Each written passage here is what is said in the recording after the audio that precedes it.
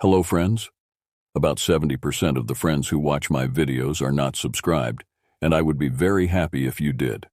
Also, don't forget to press the like button and leave your comments. Your interaction makes the content reach everyone and contributes to the growth of the channel. Thank you all.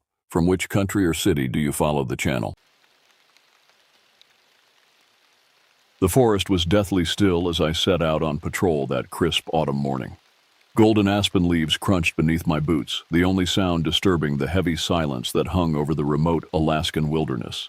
As a park ranger, I was accustomed to the solitude out here, miles from any sign of civilization, but something about the atmosphere today felt different, unsettling. I had awoken before dawn, a sense of restless anticipation preventing me from falling back asleep. Unable to shake the strange feeling, I'd decided to start my rounds early, strapping on my pack and heading into the dense foliage as the first rays of sunlight slanted through the trees. My unease only grew as I hiked deeper into the backcountry. Shadows seemed to flicker at the edges of my vision. A squirrel skittered up a nearby trunk and I flinched, hand reflexively going for my sidearm. "Get a grip," I told myself sternly. "You're jumping at shadows." Still, I couldn't dispel the creeping sensation that I was being watched. I paused and scanned the undergrowth, searching for any sign I was not alone. But all was motionless. Not even a breath of wind rustled the turning leaves. An oppressive hush had fallen over the forest, as if it collectively held its breath. Unnerved, I picked up my pace, boots pounding a steady rhythm on the hard-packed earth. Better to keep moving and finish my patrol as quickly as possible. The sooner I was back in the familiar surroundings of the ranger station, the better. I had duties to attend to there, and a pile of overdue incident reports to file. The strange mood of the woods was likely just a product of an overactive imagination, the result of too many campfire tales shared over late-night beers. At least that's what I told myself as the prickling feeling of being surveilled intensified with each step I took. Rounding a bend in the trail, I caught a flash of movement out of the corner of my eye. I whirled around, pulse spiking, but there was nothing there. Just serried ranks of aspens and pines stretching endlessly in all directions. The quiet was absolute, like a physical pressure against my eardrums. Cursing under my breath, I continued on, trying to ignore the growing tightness in my chest. I was being ridiculous. I knew these woods like the back of my hand. There was nothing out here, just the usual assortment of bears, moose, and wolves. I'd encountered them all before without incident. Whatever dangers the Alaskan backcountry harbored, I could handle it. And yet, as I trekked on, I couldn't escape the uncanny sense that this was just the starting point of a journey into something far more sinister. A shiver crept down my spine that had nothing to do with the chill in the air. Unconsciously, my fingers tightened their grip on my rifle. Silently, I prayed my rising dread was unfounded, but deep inside, I knew with grim certainty it was not. The sun inched higher into a cloudless azure sky as morning wore on into afternoon. Normally, I would take the time to admire the stunning hues of the changing leaves at this time of year, when the Alaskan wilderness blazed with vibrant crimsons and golds. But today, the beauty of the autumnal display was lost on me. My attention fixated instead on the rough trail underfoot. Not for the first time, I wished I'd brought one of the sled dogs with me for company. Their keen senses and alert presence always made me feel more at ease out in the bush alone.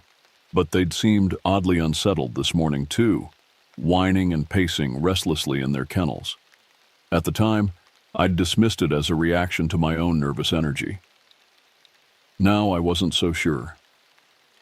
I crested a small rise, breathing hard from the steep climb, and paused to get my bearings. The winding trail had led me into a heavily wooded valley, the dense foliage allowing only occasional glimpses of the snow-capped peaks beyond. It was then that I saw them, a set of unusual animal tracks crossing perpendicular to my path. Frowning, I moved closer to investigate, the fine hairs on the back of my neck standing to attention. At first glance, the oblong impressions resembled wolf prints, but they were far too large. Each was nearly the length of my boot. And wolves traveled in packs. These tracks indicated a solitary creature. A lone bear, perhaps? They sometimes roamed far from their usual ranges in search of food before winter hibernation. But something about the tracks made me uneasy. The gait was strange, almost human-like in its stride. And were those claw marks at the tips? What kind of animal made prints like these? Unholstering my rifle, I scanned the tree line warily. The uncanny sensation of being watched had returned full force, along with a primordial wariness that set my teeth on edge. I imagined slitted eyes peering out from behind gnarled trunks, the patting of paws just out of sight. This was one mystery I had no desire to solve. Suddenly, the sharp snap of a branch off to my left made me whirl around, heart hammering against my rib cage. A dark silhouette detached itself from the shadows between the pines and stepped into the open. My finger tightened on the trigger, but it was just a man, clad in flannel and denim, weathered features pinched with suspicion as he eyed me and my raised weapon. I slowly lowered my rifle, willing my pulse to return to normal. He was likely a local trapper, no real threat, but I still felt unsettled by his sudden appearance. "Howdy," I called out, forcing a neutral tone. "Didn't mean to startle you. I'm the park ranger assigned to this sector." The man just continued to stare at me, bushy gray brows furrowed into a frown. "Ain't safe for you to be out here alone," he finally said, his voice a raspy croak. He jerked his head at the odd animal tracks. "Especially not with those about." Tension coiled in my gut. Why? What do you think made them? A flicker of something dark and uneasy passed through the man's eyes before his expression shuttered closed. "Ain't no animal I've ever seen," was all he said. Then he turned on his heel and melted back into the trees, ignoring my shouted questions.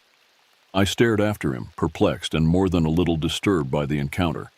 Just what the hell had that meant? Was it a warning? Glancing around uneasily, I set off again at a brisker pace than before, unable to shake the feeling of hostile eyes boring into my back. The pines pressed in close on either side, skeletal branches grasping. Afternoon shadows pooled in every hollow. My breath came harsh and fast in my ears. Suddenly, a flicker of movement far ahead froze me in my tracks. I squinted, not quite trusting my eyes. Something huge and dark had just slipped into the dense undergrowth, too quickly for me to make out any details. But it had walked on 2 legs, not 4. An icy dread seized my heart. There was something in these woods with me, something that had left those monstrous prints. And whatever it was no animal. At least, not like any I'd ever seen. With mounting unease, I pressed onward, rifle at the ready as the sun gradually dipped toward the serrated horizon. The unnatural stillness of the forest only heightened my paranoia, each crack of a twig underfoot sounding as loud as a gunshot in the oppressive hush. I should have turned back long ago, but I felt like a puppet yanked along on invisible strings, helpless to do anything but continue placing one foot in front of the other. The trail grew increasingly faint and overgrown, appearing less and less like any hiking path I was familiar with. Cold sweat slicked my palms where they gripped my gun. Rationally, I knew I couldn't have gone more than 10 miles from my starting point, but the forbidding wilderness seemed to stretch out infinitely in all directions, the peaks of the mountains obscured behind a wall of bristling pines. My internal compass spun uselessly, no longer able to get a fix on cardinal directions. It was as if the very landscape had subtly rearranged itself when I wasn't looking. To make matters worse, heavy gray clouds were massing on the northern horizon, the wind picking up with the promise of foul weather. The temperature plummeted, my breath pluming in the frigid air. Of all the times to be caught out after dark, in unfamiliar territory. An abrupt, blood-chilling sound shattered the silence, sending icy barbs of fear straight through me. It was a scream, ragged with anguish and terror, echoing through the twilit woods. The awful, inhuman keening rose and fell in ululating waves, setting my teeth on edge. But even more disturbing was how the scream segued into what sounded like garbled words, as if something was trying to imitate human speech. Gun raised, I pivoted wildly, trying to pinpoint the source of the ungodly noise, but it was impossible to discern a direction. The screams bounced and carried strangely, first sounding from one side then the other, as if the very trees were shrieking. Then, just as abruptly, the wailing cut off, plunging the forest back into eerie quiet. Somehow the silence was even more unnerving. My ragged breathing sounded obscenely loud in my own ears. What in God's name could have made a sound like that? I thought of the man I'd encountered, his dire warning.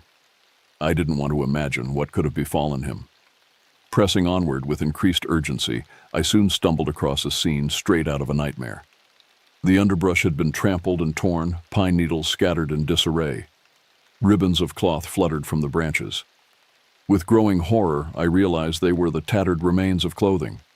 A shirt, a single boot, a torn, blood-stained jacket that looked suspiciously similar to one the mysterious stranger had been wearing. Bile rose in my throat. Oh, Jesus. Now I knew what had happened to him. But where was the body, or what was left of it? I saw no evidence of viscera or gore, just the shredded garments, snapping in the rising wind like macabre flags. I had to get out of here. Now. Before whatever had attacked him circled back around. Seizing the lapels of the jacket, I hurriedly stuffed it into my pack, not entirely sure why. Proof of what I'd discovered, perhaps. Then I whirled and crashed off into the gathering darkness, praying I could find my way back to the trail. But with night falling fast, I knew I couldn't keep blindly staggering through the pitch-black woods, easy prey for something that could shred a grown man to pieces. I needed to make camp, build a fire, try to survive until dawn. Though I doubted I would be getting any sleep, jumping at every snap of a branch or rustle of leaves. I located a small clearing, ringed by towering aspens, and set about gathering deadwood, my headlamp throwing eerie shadows on their bone-white trunks. The wind gusted and moaned, tossing the treetops wildly. More than once I thought I glimpsed a hulking silhouette lurking just beyond the pool of light. Gritting my teeth, I kept working, erecting a crude lean-to out of branches and heaping pine needles for insulation. Once the fire was crackling, beating back the claustrophobic darkness, I huddled close to its meager warmth, my gun across my knees. The temperature continued to plummet, but it wasn't just the cold that made me shiver. Though I was no closer to the unsettling truth, one fact was brutally clear. Something unutterably evil stalked these woods. And now I was lost, with no idea how to get back to safety. Hunkering down in my makeshift shelter, I steeled myself for a long and harrowing night, keenly aware of how vulnerable I was. Overhead, the wind shrieked a rising lament, sounding like a chorus of the damned. Despite my exhaustion, I knew sleep would not find me here. All I could do was pray for the dawn, and for deliverance from an ancient horror that had only begun to reveal itself. Darkness pressed in on all sides as I huddled by the fire, jumping at every snap and rustle from beyond the flickering circle of light. The aspens creaked and swayed ominously in the rising wind, skeletal branches clawing at the star-flecked sky. A gibbous moon hung bloated and sinister, casting long shadows that seemed to writhe with movement just out of the corner of my eye. Despite telling myself it was just a trick of the firelight, I couldn't stop my fingers from tightening convulsively on my rifle, every sense stretched taut. The stench of my own fear sweat was acrid in my nostrils. I longed to radio for backup, but I knew it was useless. I was miles out of range. As the night dragged on, my already frayed nerves began to unravel completely. At first it was subtle, the prickling sensation of eyes boring into me from the underbrush, glimpsed silhouettes that flickered and vanished when I swiveled to face them head-on. But then I started to hear things. A rustle of footsteps, circling just out of sight. Snuffling grunts and growls that sounded far too close for comfort. And underneath it all, a constant whispering that ebbed and flowed like the susurration of the wind through the pines. I clamped my hands over my ears, trying to block out the eerie, sibilant murmurs, but they only seemed to grow louder, taking on the cadence of words in some guttural, unrecognizable language. It almost sounded like my name, repeated over and over in a distorted, mocking litany. Suddenly, a blood-curdling howl shattered the night, sending icy talons of dread raking down my spine. It was the same awful, inhuman keening I'd heard earlier, but this time it sounded like it was coming from right outside the boundary of my campsite. Heart jackhammering, I lurched to my feet and spun in a wild circle, my rifle's beam flashing over the chiaroscuro shapes of the trees. But the light seemed feeble, swallowed up by the hungry dark that crouched and gaped just beyond the fire's reach. To my horror, I saw that my meager supplies had been strewn about and trampled, my canteen punctured and leaking precious water into the needle-strewn ground. Massive animalistic footprints gouged the earth in a wide ring around the clearing. Dear God, it had been here, watching me, toying with me. I was debating the merits of staying put versus making a break for it when an enormous shadow detached itself from the tree line. My heart seized in my chest, throat closing up on a strangled scream. I fumbled for my gun, but my hands were shaking too badly to aim. The thing was huge, well over 7 feet tall, but it was no bear. It walked on 2 legs, its lurching, disjointed gait a twisted parody of a man's. Matted fur covered its powerful frame, so dark it seemed to drink in the firelight. Wicked talons tipped its gnarled hands, but it was the face that paralyzed me with mind-numbing horror. It was caught between beast and human, elongated jaws lined with jagged fangs, pointed ears tufted with dense fur. Slitted yellow eyes blazed with feral malice, and bizarrely, grotesquely, it opened that tooth-studded maw and spoke. "Found you," it rasped in a grating, distorted approximation of human speech.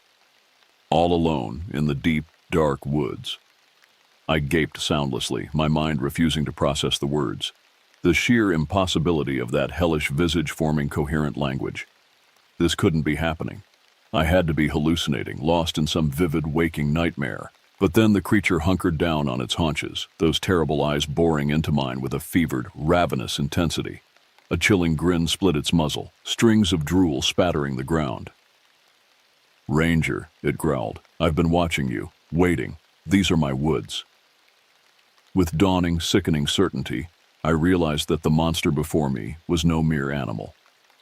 It was something far more ancient. A primal evil that had haunted these woods for generations, spoken about only in hushed whispers around campfires, an old legend made terrifyingly real. I was face to face with the dogman, and it had marked me as its prey. Adrenaline slammed through my veins as I stared into those terrifying yellow eyes, my mind whirling with the sheer impossibility of what I was seeing. The creature before me defied all rational explanation. It was like something out of a fever dream, a twisted abomination cobbled together from spare parts. But there was no denying the malevolent intelligence that burned in its gaze, or the coiled power in its misshapen limbs. For a heart-stopping moment, we remained locked in that frozen tableau, predator and prey, separated only by the guttering fire between us. Then, with a blood-curdling roar, the dogman sprang. I threw myself sideways on pure instinct, hitting the ground hard as a clawed hand swiped the space where my head had been a split second before. Rolling to my feet, I brought my rifle up and fired point-blank into the creature's chest. The shots rang out deafeningly in the close confines of the clearing. But to my horror, the bullets seemed to have no effect. They punched through matted fur and corded muscle, dark blood blooming, but the dogman barely staggered. With a snarl of rage, it batted the weapon out of my hands, sending it spinning off into the underbrush. I turned and ran, crashing blindly into the suffocating dark of the forest. Branches slashed at my face and arms as I plunged headlong through the trees, my breath coming in ragged sobs. Behind me, I could hear the creature giving chase, the sounds of its pursuit spurring me to even greater speeds.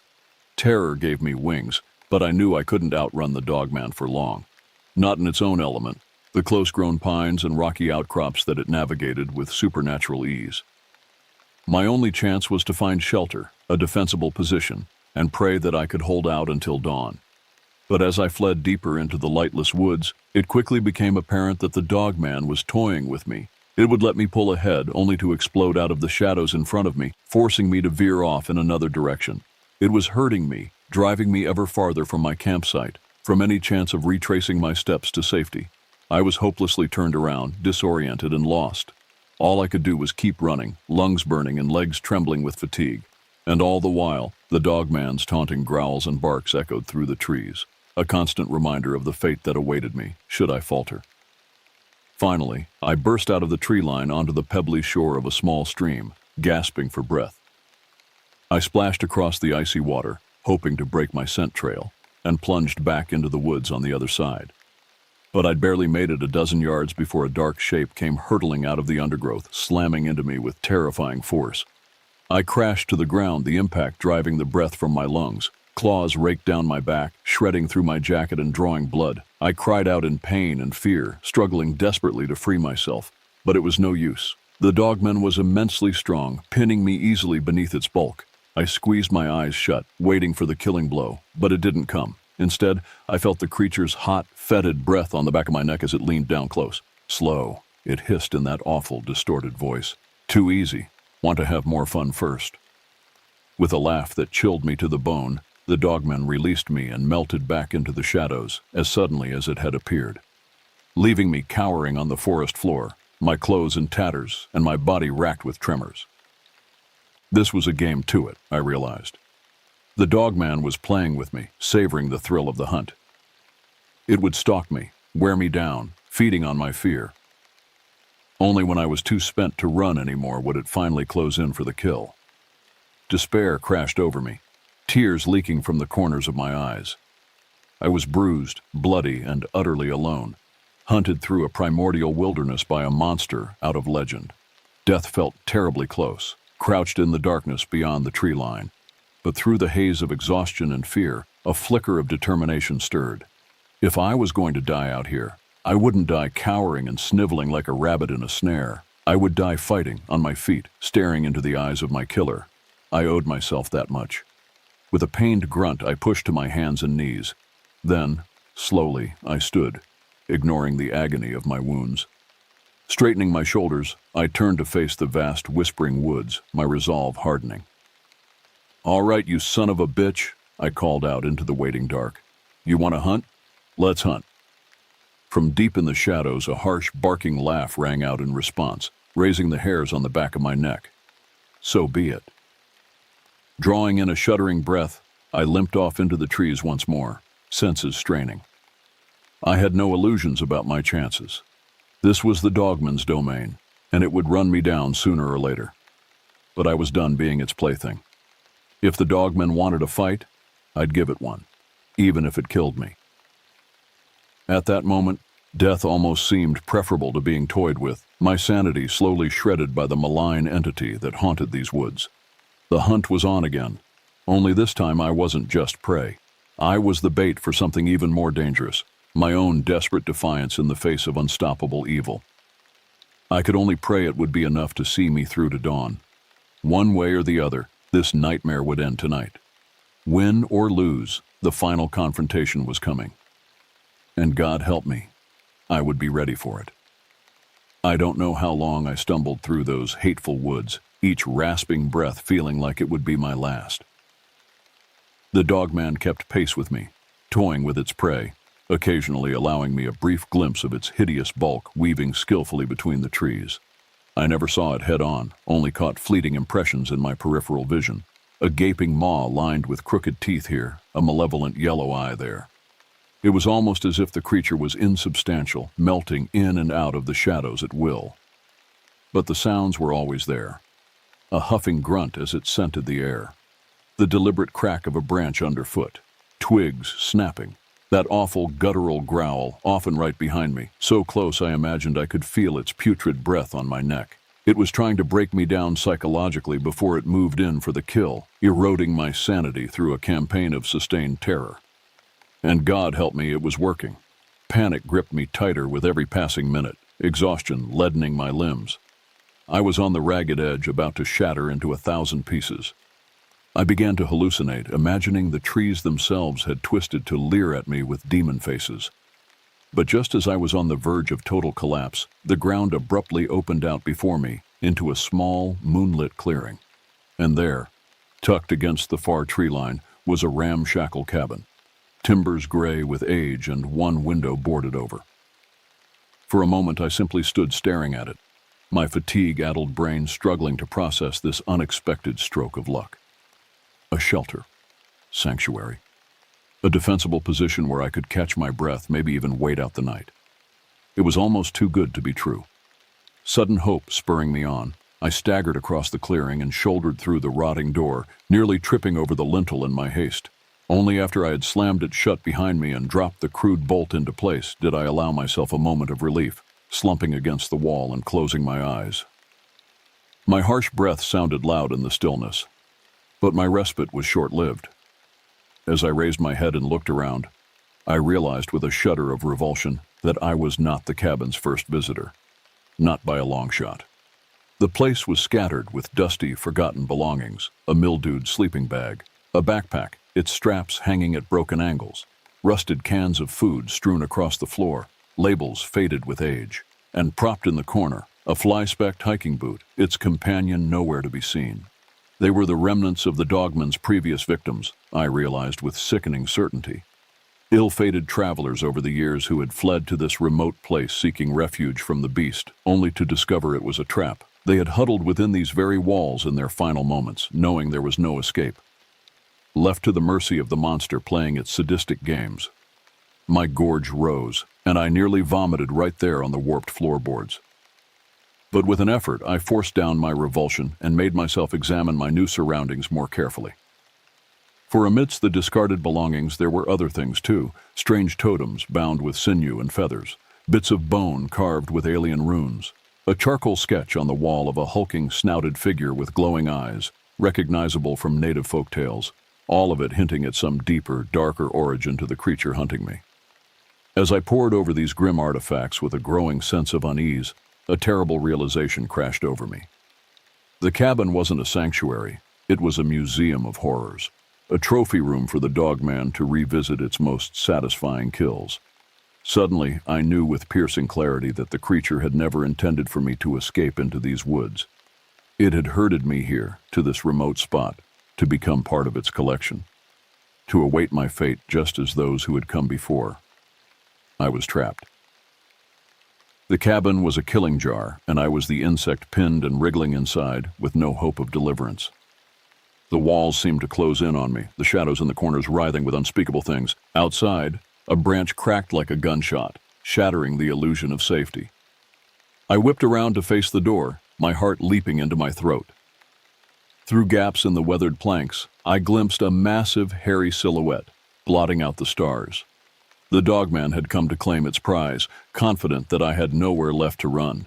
This was it, the moment of truth, fight or flight, kill or be killed. With desperate strength, I wedged a chair under the door handle as a makeshift barricade. Then I turned and frantically scanned the room for anything I could use as a weapon, a rusted hatchet, a shard of glass.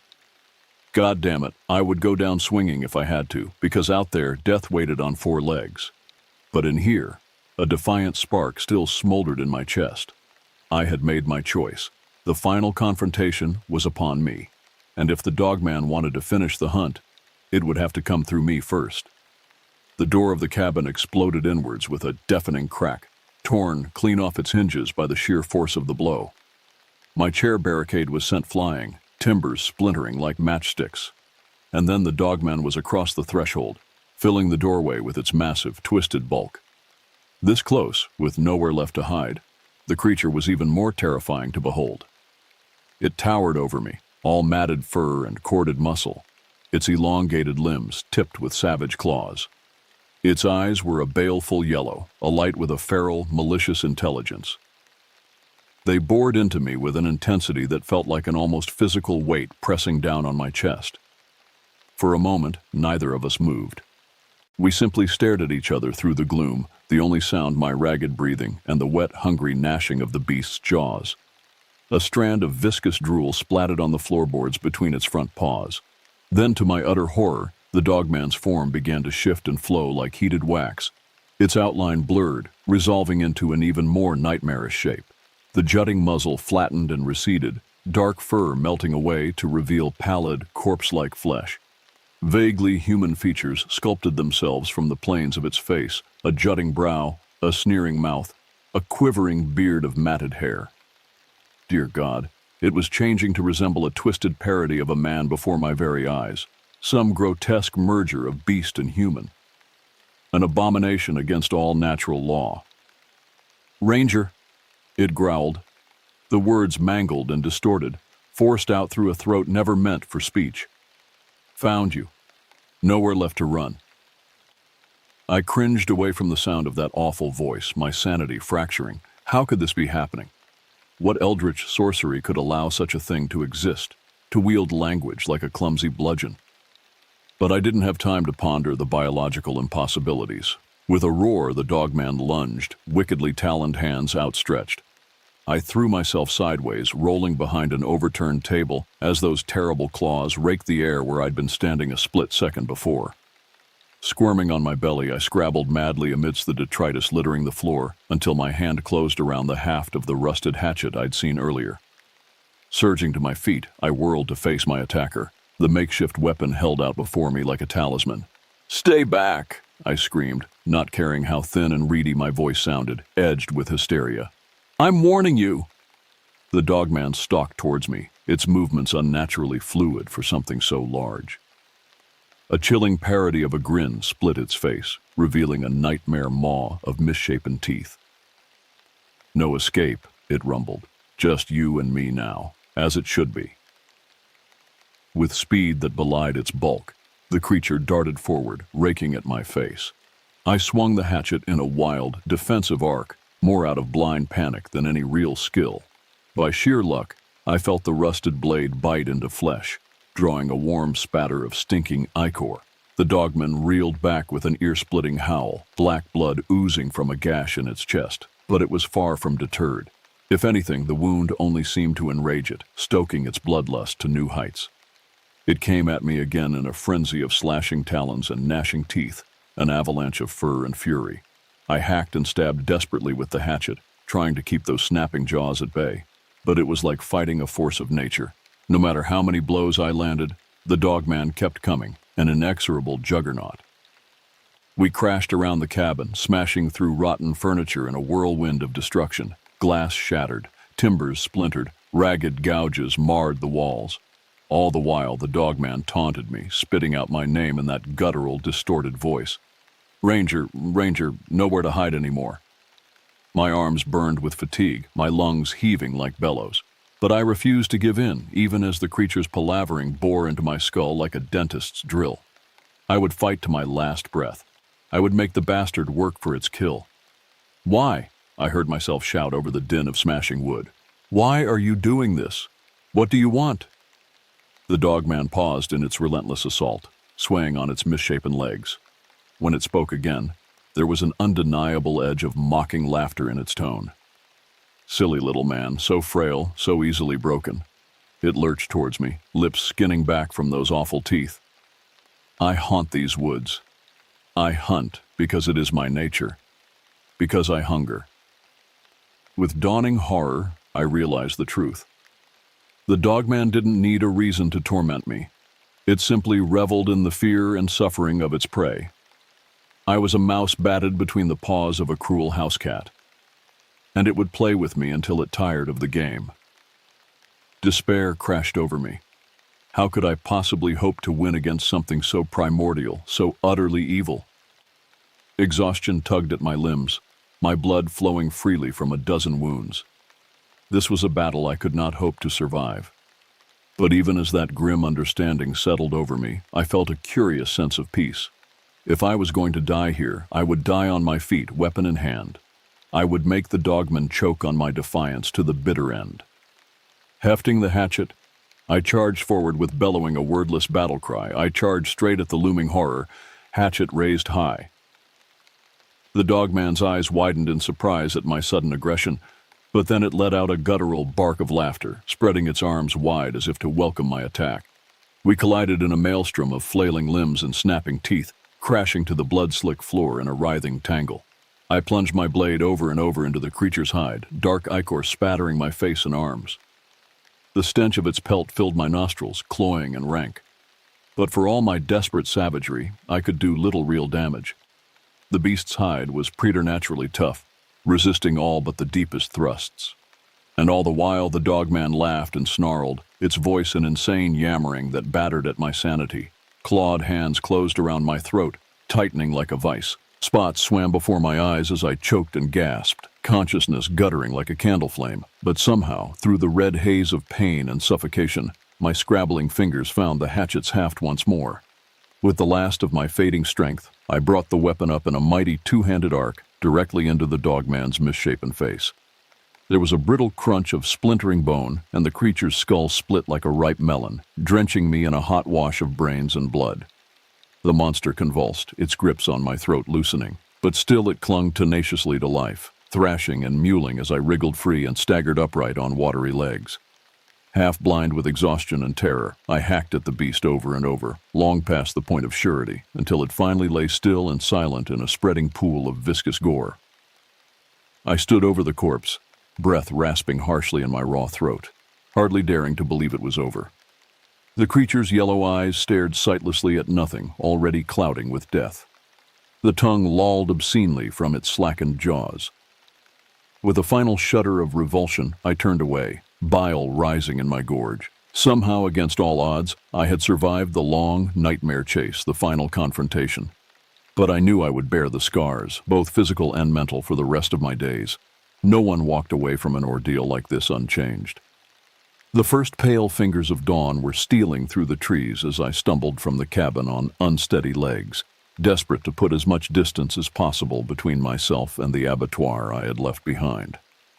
I had no idea which direction to go, no real hope of finding my way back after the panicked flight of the previous night. But it hardly mattered. I simply needed to move, to keep putting one foot in front of the other until I emerged from this primeval hell. As I lurched through the lightning woods, a distant part of my mind registered that the oppressive, watchful silence had lifted, replaced by the normal sounds of birdsong and wind-rustled leaves. It was as if the dogman's death had released the forest from a malevolent enchantment, allowed it to breathe easily once more. Only time would tell if the creature's reign of terror was truly over, if whatever eldritch sorcery had birthed it died with its physical form. But for now, a fragile peace had descended. The long night was over. I had walked through the valley of the shadow, stared into the abyss, and through bloodshed and sacrifice, I had overcome. But I knew one thing with a leaden certainty that sat like a stone in my gut. My battle against the dogman may have ended, but something told me the war was far from over. There were other monsters out there in the trackless wilds, other legends waiting to be stirred to wakefulness. And after what I'd witnessed, what I'd endured, I knew my path was clear. I would hunt them down, one by one, no matter how long it took. I was a predator now, too, baptized in blood and fear, and I would not rest until I had cleansed the world of every last vestige of their evil. It was a grim purpose, a heavy mantle to take up, but I could no more shirk it than I could forget the horrors seared into my memory. Someone had to stand watch against the darkness. Someone had to protect the innocent and unaware. I paused at the edge of a sunlit meadow, looking back over my shoulder at the glowering eaves of the forest, already cloaked in shadow despite the early hour.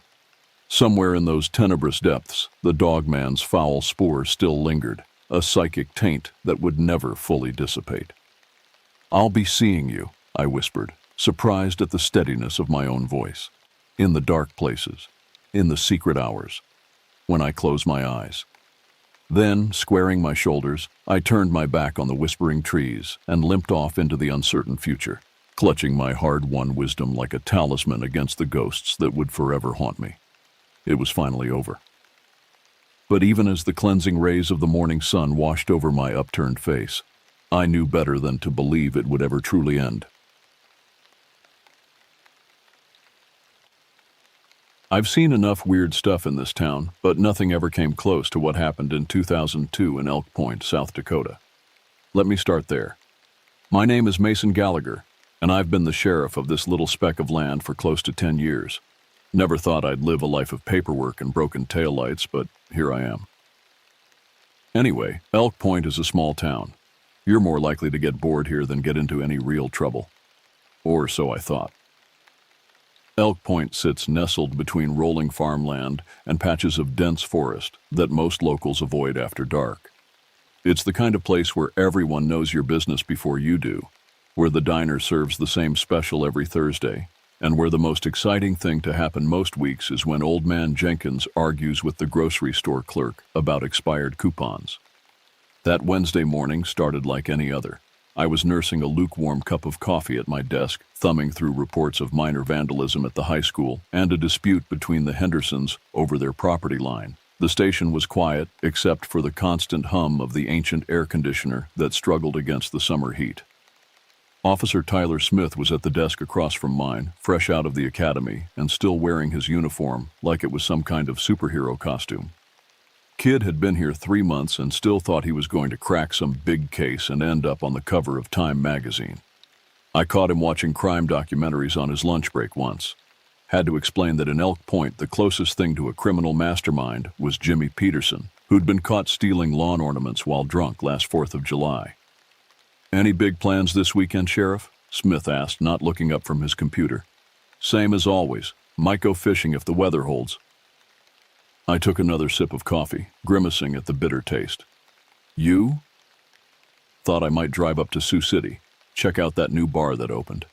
His enthusiasm was almost painful to witness. "You should come along." I chuckled. "I'm a bit past the age of bar hopping, Smith." The radio on my desk crackled to life before he could respond. Dispatch's voice cut through the static. "Sheriff, got a 911 call from out by the old Monroe place." Caller disconnected but sounded distressed. Mentioned something about a man and a body. I frowned, setting down my mug. The Monroe place had been abandoned for years, ever since their daughter Lily disappeared back in '92. That was before my time as sheriff, but the case was infamous around these parts. 17-year-old girl vanishes without a trace. No evidence, no witnesses, nothing. The Monroes stuck around for about a year after, hoping for answers, but eventually packed up and left. Can't say I blame them. Some wounds never heal. "Probably just kids messing around," I said.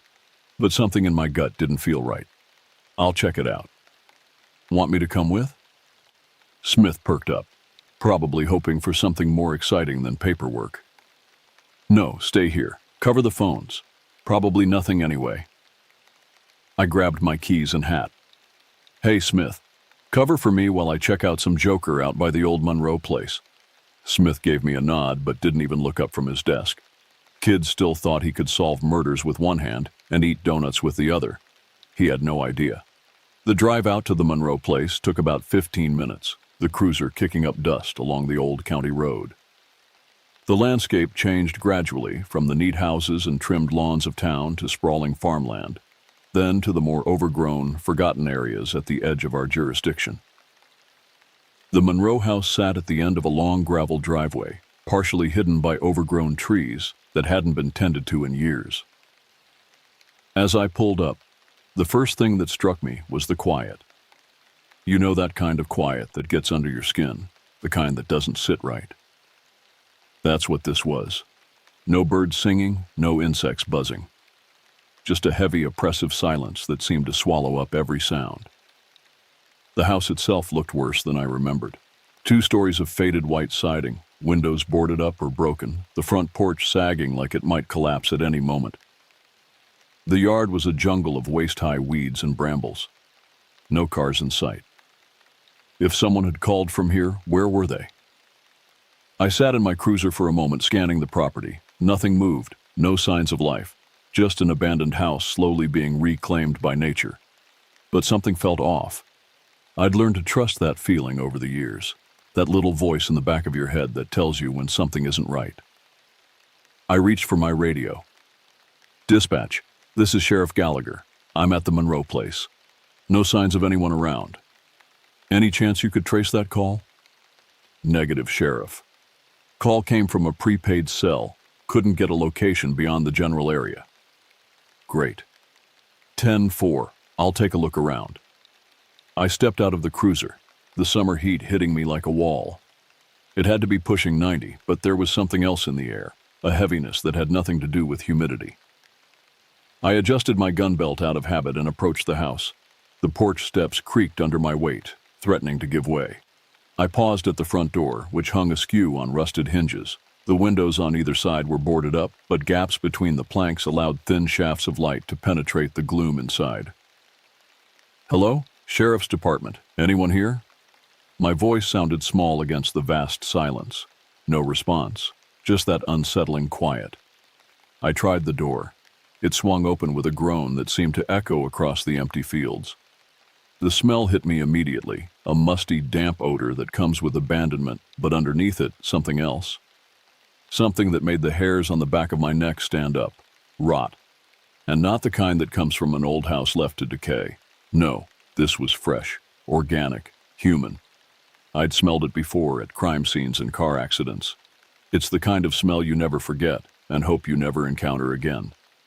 But here it was, faint but unmistakable, wafting from somewhere inside the darkened house. "Hello?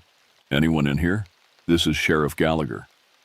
My hand moved to my holster, resting there as I took my first step inside. The floorboards creaked, dust motes dancing in the beams of light that managed to penetrate the gloom. My eyes adjusted slowly, revealing the skeletal remains of what was once a family home. Faded wallpaper peeled from the walls, water stains mapped the ceiling, and what little furniture remained was broken or rotting. Something crunched under my boot, and I looked down to see shards of glass scattered across the floor. A picture frame, the photo long gone, the glass smashed. Recent by the looks of it. Someone had definitely been here. As I stood in the entryway, that feeling of wrongness intensified. There was something about this place that went beyond simple abandonment or decay, something malevolent that seemed to seep from the very walls, and somewhere in the darkness ahead, that smell was getting stronger. Chapter 2. The Discovery.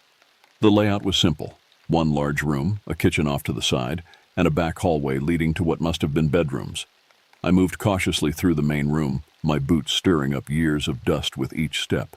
The living room still held the ghost of what it once was, a sagging couch against one wall, a wooden rocking chair by the long, cold fireplace, shelves emptied of their contents. On one wall hung a single photograph, somehow overlooked when the Munros cleared out. I stepped closer, wiping away a layer of grime with my thumb. A family of 3, mother, father, and a teenage girl with a bright smile that didn't reach her eyes. Lily Munro, I presumed, the girl who vanished. Looking at her face, captured in that moment of forced happiness, sent a chill through me despite the summer heat. I continued my sweep, moving into the kitchen. The cabinets hung open, empty except for mouse droppings and cobwebs. An old refrigerator stood in the corner, its door slightly ajar. I didn't bother checking inside. Nothing good ever comes from looking in abandoned refrigerators. But there, on the kitchen counter, something caught my eye. A cell phone. Modern, sleek. Definitely not something that had been here for years. I picked it up, careful not to smudge any prints. The screen was cracked, but it lit up at my touch. The battery indicator showed nearly dead. This had to be the phone used to make the 911 call. I scrolled through it quickly. No contacts, no messages. Just a call history showing the 911 call made 30 minutes ago. A burner phone, likely, but who brought it here? And where were they now? That's when I heard it. A faint, rhythmic thumping from down the hall, like something soft hitting against wood. Regular, deliberate. My heart rate picked up. "Hello? Sheriff's Department? Anyone back there?" No answer, but the thumping continued. I drew my weapon, holding it low but ready as I approached the hallway. The smell of decay grew stronger with each step, clinging to the back of my throat like a physical thing. The hallway stretched ahead of me, darker than it should have been for mid-afternoon. 3 doors led off it, 2 on the left, 1 at the end. All closed. The thumping was coming from behind the door at the end. I moved slowly, checking the first door on the left. It swung open to reveal what had once been a bathroom. The fixtures were stained with rust, the mirror above the sink shattered. Nothing of interest. The second door opened onto a small bedroom. Children's wallpaper, faded and peeling, still clung to the walls. A small bed frame stood in one corner, the mattress long gone.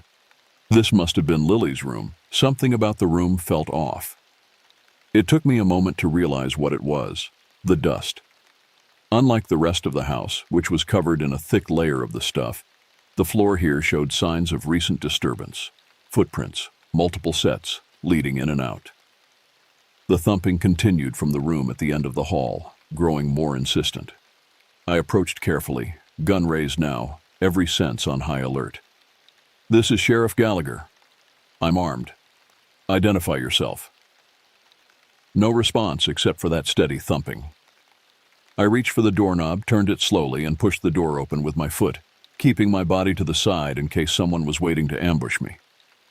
The room beyond was larger than the others, probably the master bedroom. Heavy curtains covered the windows, allowing only thin slivers of light to penetrate. But it was enough to see the source of the thumping, a loose shutter outside banging against the window frame in a breeze I couldn't feel inside the stifling house. I almost laughed with relief.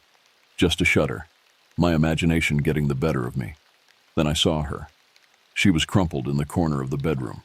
Her body, a woman, maybe mid-20s, was bent in a way no human body should bend. Limbs at unnatural angles, twisted.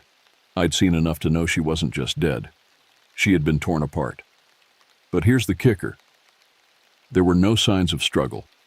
No blood on the walls, no claw marks, no footprints.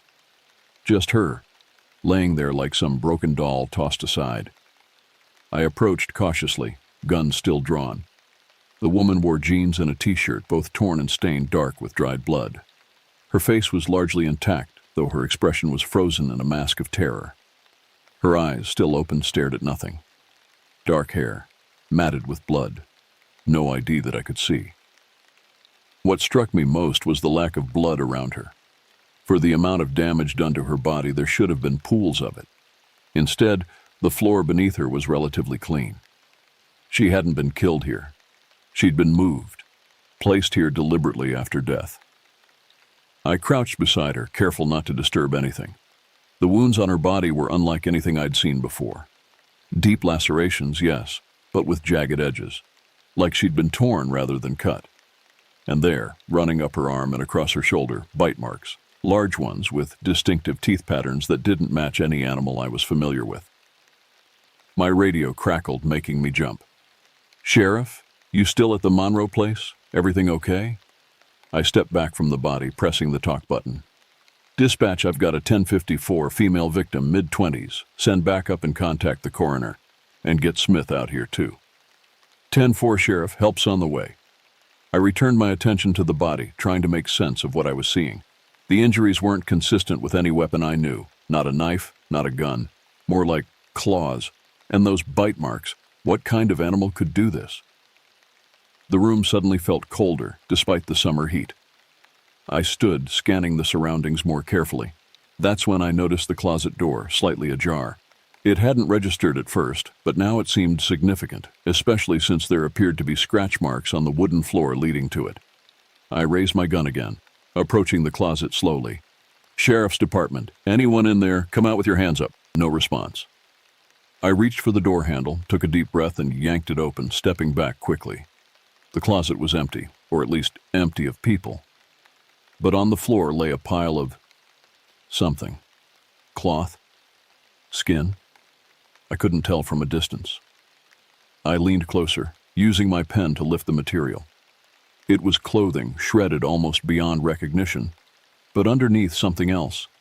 Something that looked disturbingly like shed skin, leathery and scaled in places.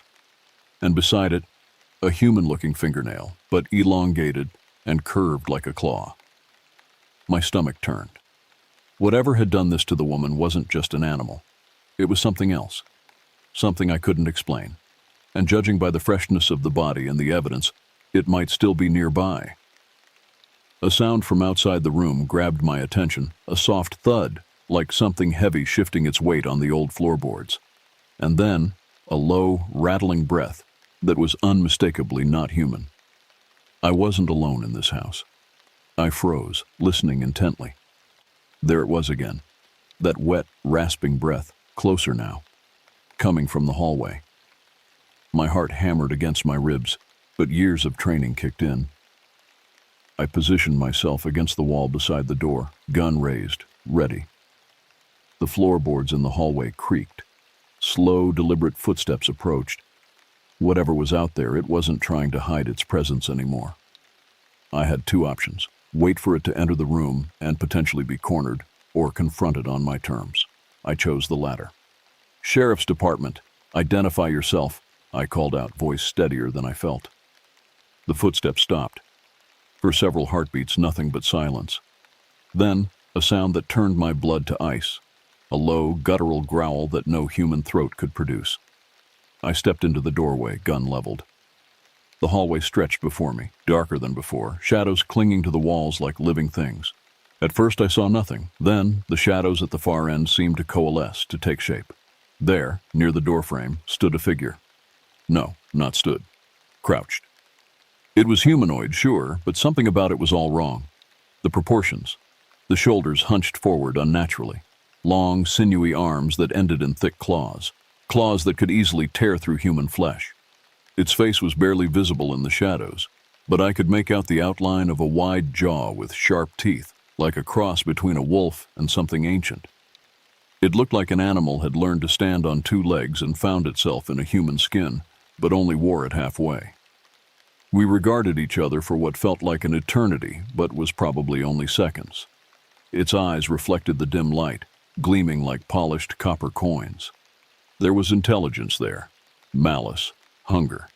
"Don't move," I ordered, though I knew it wouldn't obey. Whatever this thing was, it didn't respond to human commands. It tilted its head, studying me with those unnatural eyes. Then its mouth opened, revealing rows of jagged teeth, and it let out a sound that was half roar, half scream. Before I could react, it charged. I barely had time to raise my weapon before it was on me. My first shot went wild, but the second landed solidly in its shoulder, sending it stumbling back. Blood sprayed across the room, thick, dark, and smelling like iron and decay. But the thing didn't stop. It lunged again, and I felt its claws rip through my vest, grazing my ribs. I fired again, this time hitting it in the chest. It staggered, this time slower, its breath labored. For a second, we just stared at each other, and in that moment, I felt like it wasn't just some wild beast. There was something behind its eyes, something calculating, intelligent, and full of malice. And then it collapsed. I stood there panting, my gun still drawn, unsure if I had killed it. The room was eerily quiet now, the only sound the low gurgling from the creature's chest as it struggled to breathe. Its body twitched, and then it went still. My heart was still pounding, but I had to be sure. I approached cautiously, nudging it with my boot. Dead. I crouched beside the body, inspecting it. Its skin was leathery, almost reptilian, but with patches of fur. I didn't know what I was looking at. Something between a wolf, a reptile, and something out of a nightmare. Blood oozed from the bullet wounds, black and viscous, nothing like human blood. The creature's limbs were disproportionately long, ending in those vicious claws that had nearly gutted me. Its face was the most disturbing part, almost human in structure, but with a protruding snout and that mouthful of shark-like teeth. I turned back to the woman's body, and my stomach turned as I noticed bite marks running up her arm, jagged, tearing bites that matched the creature's mouth. This thing had killed her, fed on her, and then, what? Brought her here? Why? The sound of tires on gravel outside pulled me from my thoughts. Backup had arrived. I straightened up, wincing at the sharp pain in my side where the creature's claws had caught me. Making my way down the hallway, gun still at the ready, I checked each room one more time to ensure there weren't more of these things lurking in the shadows. The house was clear, but that didn't ease the dread that had settled in my gut. Suddenly, I heard a car pull up outside. Back up. Smith had probably sent someone after I hadn't radioed back. I left the house, my legs still shaking, to meet Deputy Brad Jacobs, a veteran officer who'd been with the department almost as long as I had. "Jesus, Gallagher, you look like hell." "What happened?" Brad said, stepping out of his cruiser. I must have been a sight, uniform torn, blood seeping through at the ribs, face pale with shock. "You're going to want to see this," I muttered, leading him inside. Brad followed me cautiously, hand on his holster. When we reached the bedroom and he saw the woman's body, he let out a low whistle. "Christ, what did this to her?" "That," I said, pointing to the creature's corpse in the hallway. Brad's face went pale, his eyes widening in disbelief. "What the hell is that thing?" "I don't know," I said, the adrenaline finally leaving my body, making me feel shaky and weak. "But it's dead." Brad walked around it, keeping a wide distance, like it might spring back to life at any second. "You shoot it?" "Twice." I showed him my torn vest. "It came at me, nearly got me too." "What do we do with it?" Brad asked, looking from the creature to me. I didn't have an answer for him. Not one that made sense anyway. We couldn't exactly take it back to the station and file it under unusual wildlife. But this wasn't going away either. There was a dead woman, a creature, and a whole town that would soon want answers. "We need to call this in," Brad said, but not to the locals. "FBI maybe, or I don't know who handles whatever this is." I nodded. The body wasn't disappearing. It wasn't some figment of my imagination. And whatever it was, Someone higher up the food chain needed to know. But as I reached for the radio to call it in, something gnawed at me. What if this wasn't the only one? What if these things had been out here living in the woods, picking off people from small towns like ours for years, and we'd been chalking it up to accidents, disappearances, or even just bad luck? Brad looked at me. You thinking what I'm thinking? I didn't have to ask. We were both thinking it. There could be more. Within the hour, the old Monroe house had transformed from an abandoned relic to a buzzing crime scene. Smith arrived with the coroner, Dr. Jenkins, and shortly after, 3 state police cruisers pulled up. I'd called it in as a homicide with an unidentified assailant, purposely vague. Some things you need to see to believe. I stood on the porch, smoking a cigarette I'd bummed from Brad, watching the controlled chaos unfold. My side had been patched up by the EMT, 3 deep gashes that would leave scars but wouldn't kill me. I'd been lucky. The woman inside hadn't been. Dr. Jenkins approached, pulling off latex gloves stained with the creature's black blood. The old coroner had seen just about everything in his 40 years on the job, but even he looked shaken. In all my years, Mason, he said, voice low so the others wouldn't hear, I've never seen anything like that thing in there. Not natural, whatever it is. Any idea what it could be? I asked, though I wasn't expecting answers. Jenkins shook his head. Closest I can figure is some kind of genetic anomaly. Hyper-aggressive pituitary condition, maybe. Could explain the elongated limbs, the jaw structure. But those teeth, those claws. I don't know, Mason. This isn't something they covered in medical school. What about the woman? I asked. We know who she is yet? No ID on her. Fingerprints might tell us something once we get her back to the lab. Cause of death is pretty clear, though. Massive trauma, blood loss. Those bite marks. They match the creature's dentition exactly. I took a long drag of the cigarette, letting the smoke burn my lungs. So it killed her, without a doubt, and fed on her, from what I can tell. Consumed a significant amount of tissue from her thighs, abdomen, and left arm. I felt sick. Jesus. Jenkins nodded grimly. Whatever this thing is, Mason, it's not just some mutant animal. The way it attacked, the way it fed. There's something deliberate about it, intelligent. That matched what I'd seen in its eyes right before I shot it. That calculating look. The awareness. Before I could respond, a black SUV with government plates pulled up.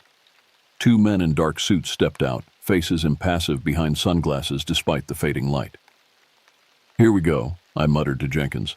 The feds are here. The taller of the 2 approached us. Sheriff Gallagher, Agent Wilson, Department of Interior. This is Agent Thomas. We're here about your unusual situation. Department of Interior? Not FBI, not CDC, not any agency I'd expect to handle a case like this. Red flags went up immediately. Didn't realize the Department of Interior handled homicide cases, I said, watching his face carefully. Wilson's expression didn't change. We handle special cases that involve potential impact on wildlife and environmental concerns. I understand you encountered an unidentified animal. Something like that, I replied. It's inside, along with its victim. Wilson nodded to Thomas, who headed into the house. I'll need a full statement from you, Sheriff, and I'll need to see your wounds as well. Already been treated, I said. Nothing serious. Nevertheless, Wilson insisted, these cases require thorough documentation, protocol. Over the next hour, I gave my statement 3 times, each recording seemingly malfunctioning in some way. They photographed my injuries, took blood samples, and had me walk them through the encounter step by step. All standard procedure, they claimed, but nothing about this felt standard. By nightfall, a perimeter had been established around the property. No press, no locals, just official vehicles and personnel with various agency insignias that all somehow seemed vague and interchangeable. The body of the creature was loaded into a specialized containment unit, essentially a high-tech coffin with monitoring equipment attached. The woman's remains followed in a standard body bag. Both were placed in the back of an unmarked van. Where are you taking them? I asked Wilson as they prepared to leave. To a secure facility for further examination, he replied smoothly. Standard procedure for unknown biological specimens. And when do I get the report? Wilson removed his sunglasses, meeting my eyes directly for the first time. Sheriff, I appreciate your cooperation in this matter. What happened here today was unfortunate. But I need to be clear. This incident is now classified. The official report will indicate a bear attack. The victim will be identified once next of kin are notified. But what you saw, what you think you saw, that stays here. A bear attack? I scoffed. That thing wasn't a bear. No, Wilson agreed, his voice dropping. It wasn't. But what it was is now a matter of national security. You understand? I didn't, not really, but I'd been in law enforcement long enough to know when I was being stonewalled. And if I don't play along? Wilson smiled thinly. Sheriff, you're a dedicated public servant. You want to protect your community, so do we. The best way to do that is to keep what happened here quiet. Mass panic doesn't help anyone. Before I could argue further, Brad approached. Mason, got something you should see. I followed him to the edge of the property, where the overgrown yard met the beginning of the forest. He pointed to the ground, where a set of tracks led into the trees. Tracks identical to those the creature had left inside the house.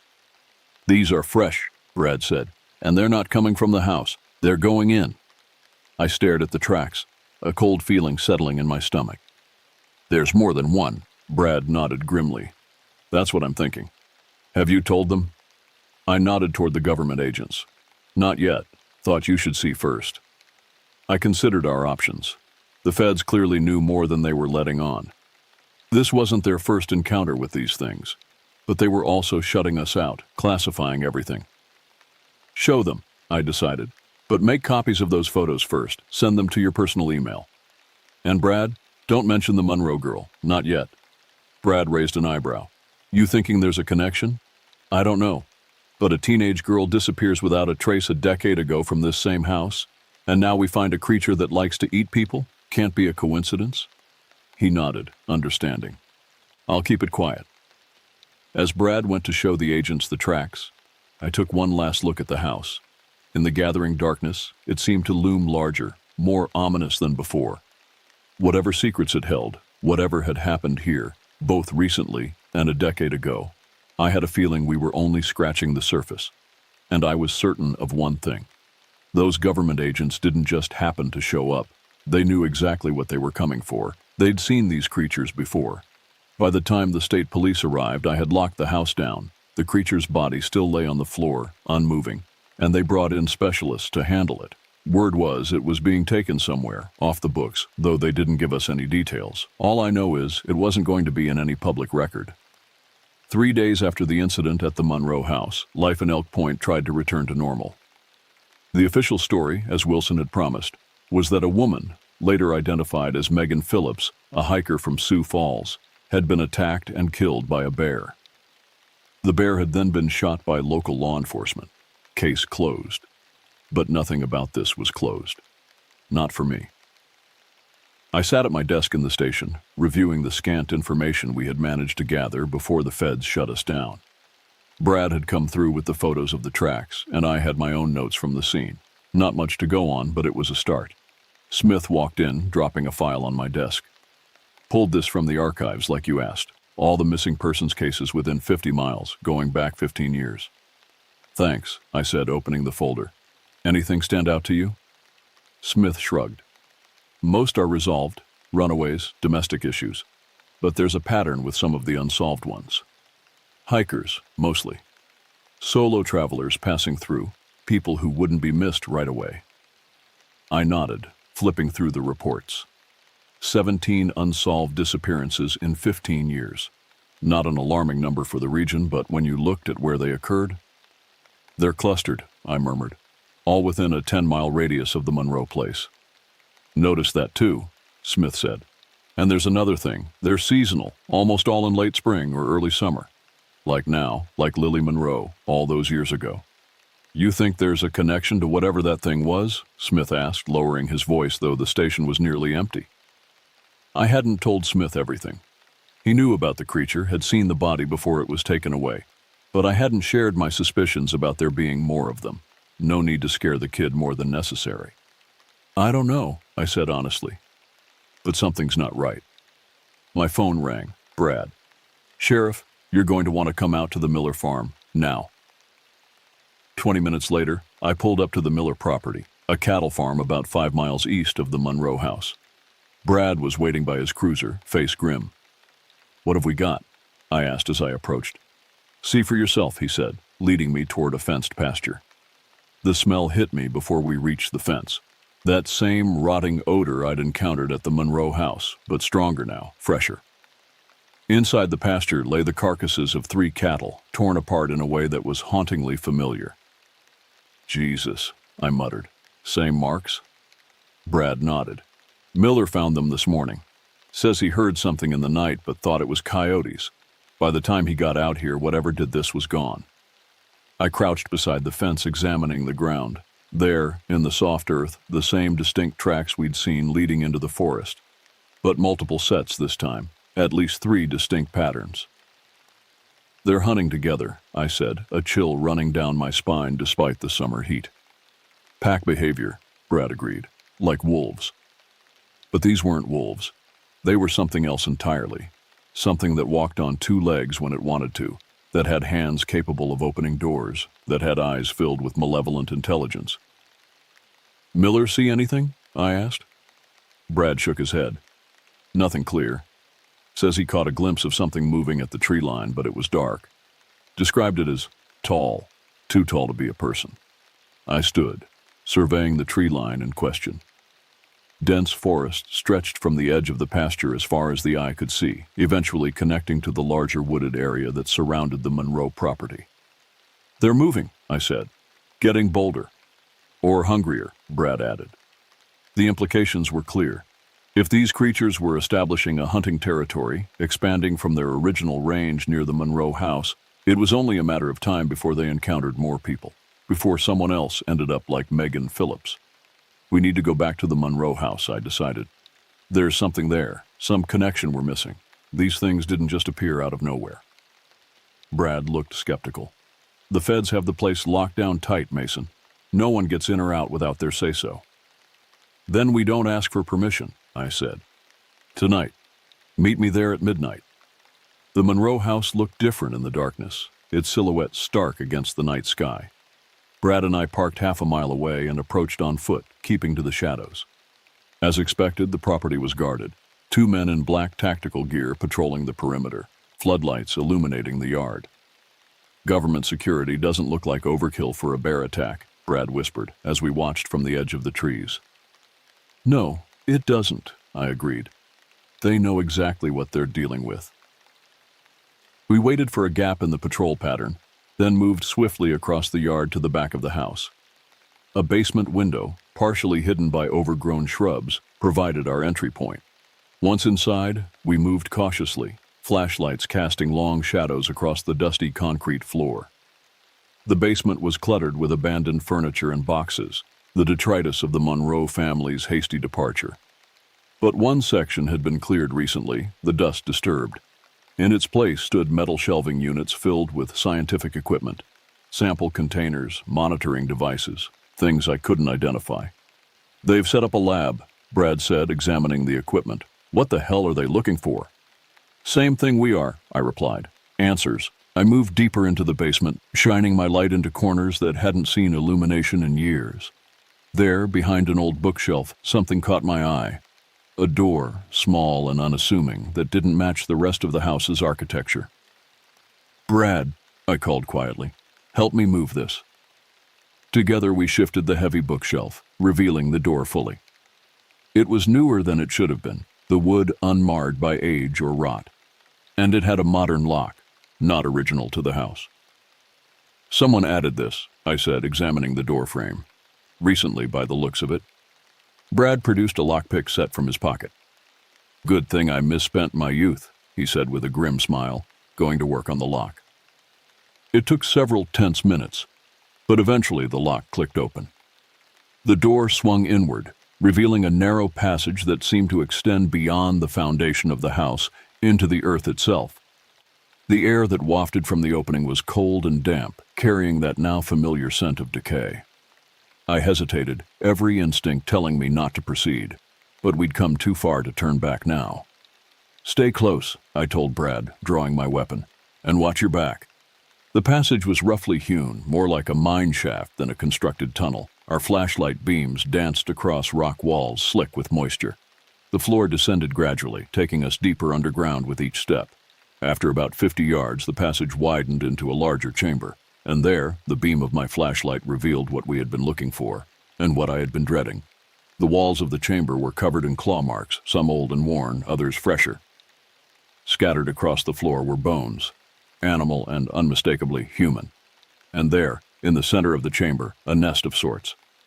A depression in the earth lined with scraps of fabric, fur, and what looked disturbingly like human hair. Mason, Brad's voice was tight with controlled panic. Look. He pointed his light to the far corner of the chamber, where the rock wall gave way to another passage. And there, scrawled in what could only be dried blood, were words. Actual written words. We return. A chill ran through me, colder than the underground air. These weren't just animals. They could write, they could think. They had been here before, and had come back. We need to get out of here, I said, suddenly acutely aware of how vulnerable we were. Now. Brad didn't argue. We backed out of the chamber, keeping our lights and weapons trained on that far passage, half expecting something to emerge from the darkness at any moment. We had almost reached the basement door when a sound froze us in place, voices from above. The government agents had returned. More activity reported at the Miller farm, one voice said. Team 2 is tracking them now. And the nest? Another asked. Dormant for now, but the seismic monitors show movement in the deeper tunnels. They're gathering, just like in 92. 92.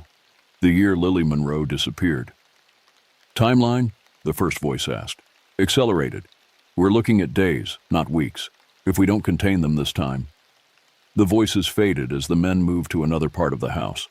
Brad and I exchanged looks, the implications clear. Whatever these creatures were, the government knew about them, had known about them for decades, had been monitoring them, tracking them. And now, they were preparing for something big. We slipped out the way we had come in, making it back to our vehicles without detection. But as we drove away from the Monroe house, I couldn't shake the feeling that we were running out of time. What now? Brad asked as we parked at a deserted rest stop a few miles away. I stared out at the darkness, thinking about what we had discovered. About Lily Monroe and all the other missing persons. About Megan Phillips, torn apart and left like a warning. About those words scrawled in blood. We return. We prepare, I said finally. Whatever's coming, it's happening soon. And I don't think the feds can handle it alone. As for me, well, we wrapped up the scene. But things never felt quite right after that day. And the thing is, we never saw anything like it again in Elk Point. At least not while I was on duty. But I'll tell you this much. Once you see something like that, it doesn't leave your mind. You start to wonder what else might be out there, hiding in the woods or lurking just beyond the edges of the town. You start to question whether some of those old stories, those ones you laughed off as a kid, might just have a grain of truth to them after all. And me? I keep my gun a little closer these days, just in case something decides to come back. Because they will. They always do. I never liked the night runs, but they paid better. I could get more mileage in without the traffic and make a decent living to support my kid. I'm Kyle Breckman, and I've been driving trucks since my early 20s. It wasn't something I loved, but it got the job done. You don't get into this line of work because you want excitement. You do it because it's steady, reliable. My wife left a couple of years ago, and that's when I started picking up more of the night shifts. There's something about the quiet that makes it easier to think or not think at all, if you know what I mean. But lately, things have gotten strange. The dashboard clock read 2:17 a.m. as I pulled out of the truck stop outside Kansas City. The air inside the cab smelled of stale coffee and the cheap air freshener I'd hung from the mirror months ago. My thermos sat half empty in the cup holder, the coffee long since gone cold. I didn't mind. Cold coffee was better than no coffee on these overnight hauls. My daughter Ellie's picture was taped to the dashboard. 12 years old and already smarter than I'd ever be. Her smile was missing 2 teeth in that photo.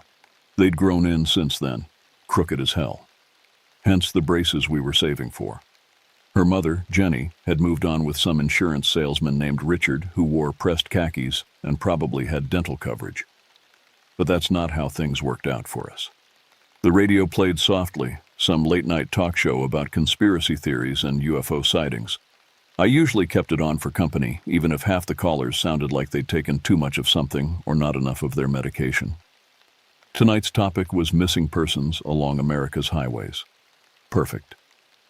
You ever notice how many people just disappear on these roads? The host was saying in that theatrical whisper they all seem to practice. Hundreds every year, gone without a trace. I switched to music instead.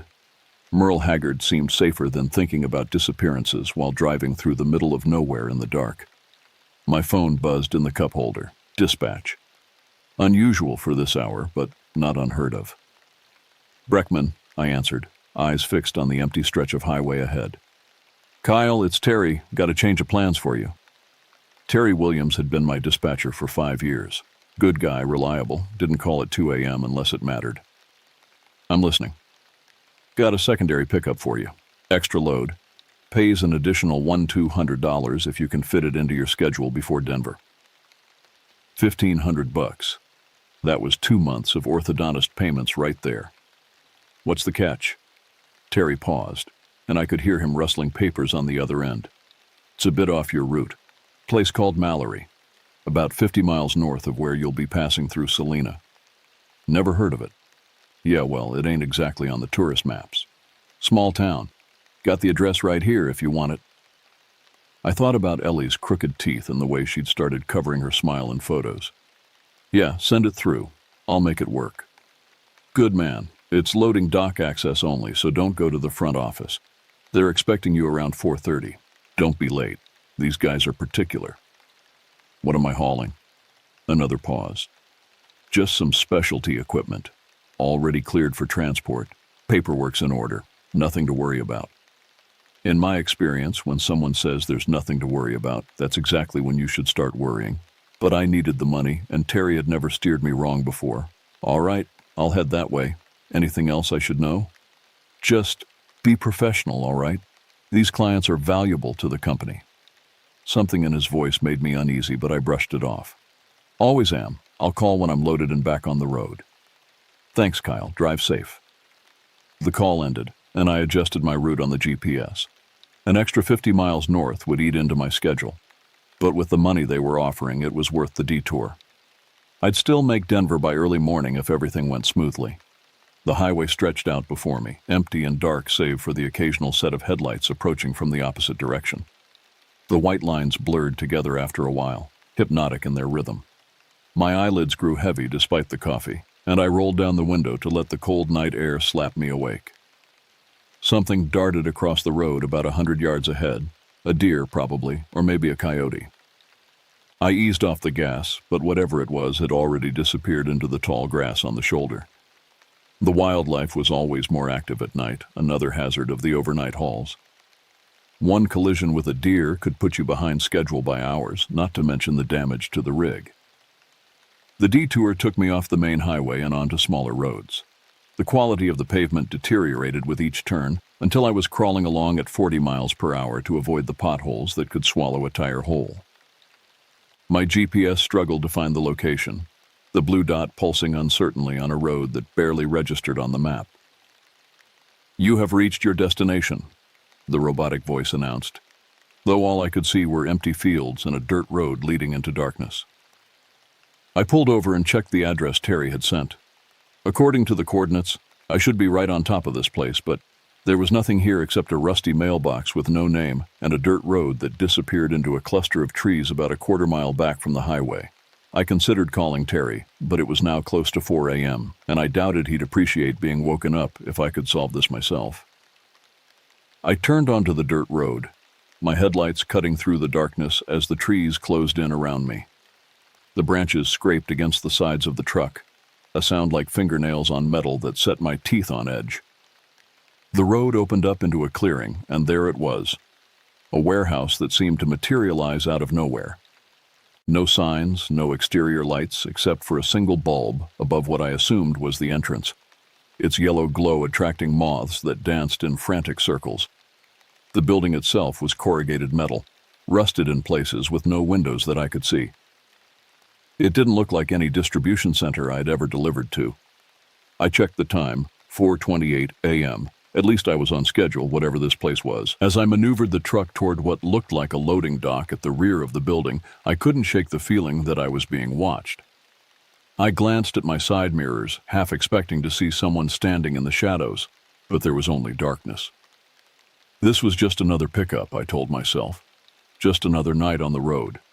But as I set the brake and killed the engine, the silence that settled over the cab was absolute, unnatural. No crickets, no distant traffic, not even the wind in the trees, just silence, and the feeling that beyond the reach of my headlights, something was waiting. I sat in the cab for a moment, gathering myself. The warehouse loomed in front of me, its metal walls reflecting the moonlight in patches where the rust hadn't eaten through. My watch read 4:30 a.m. exactly. I grabbed my clipboard and flashlight, then stepped down from the cab.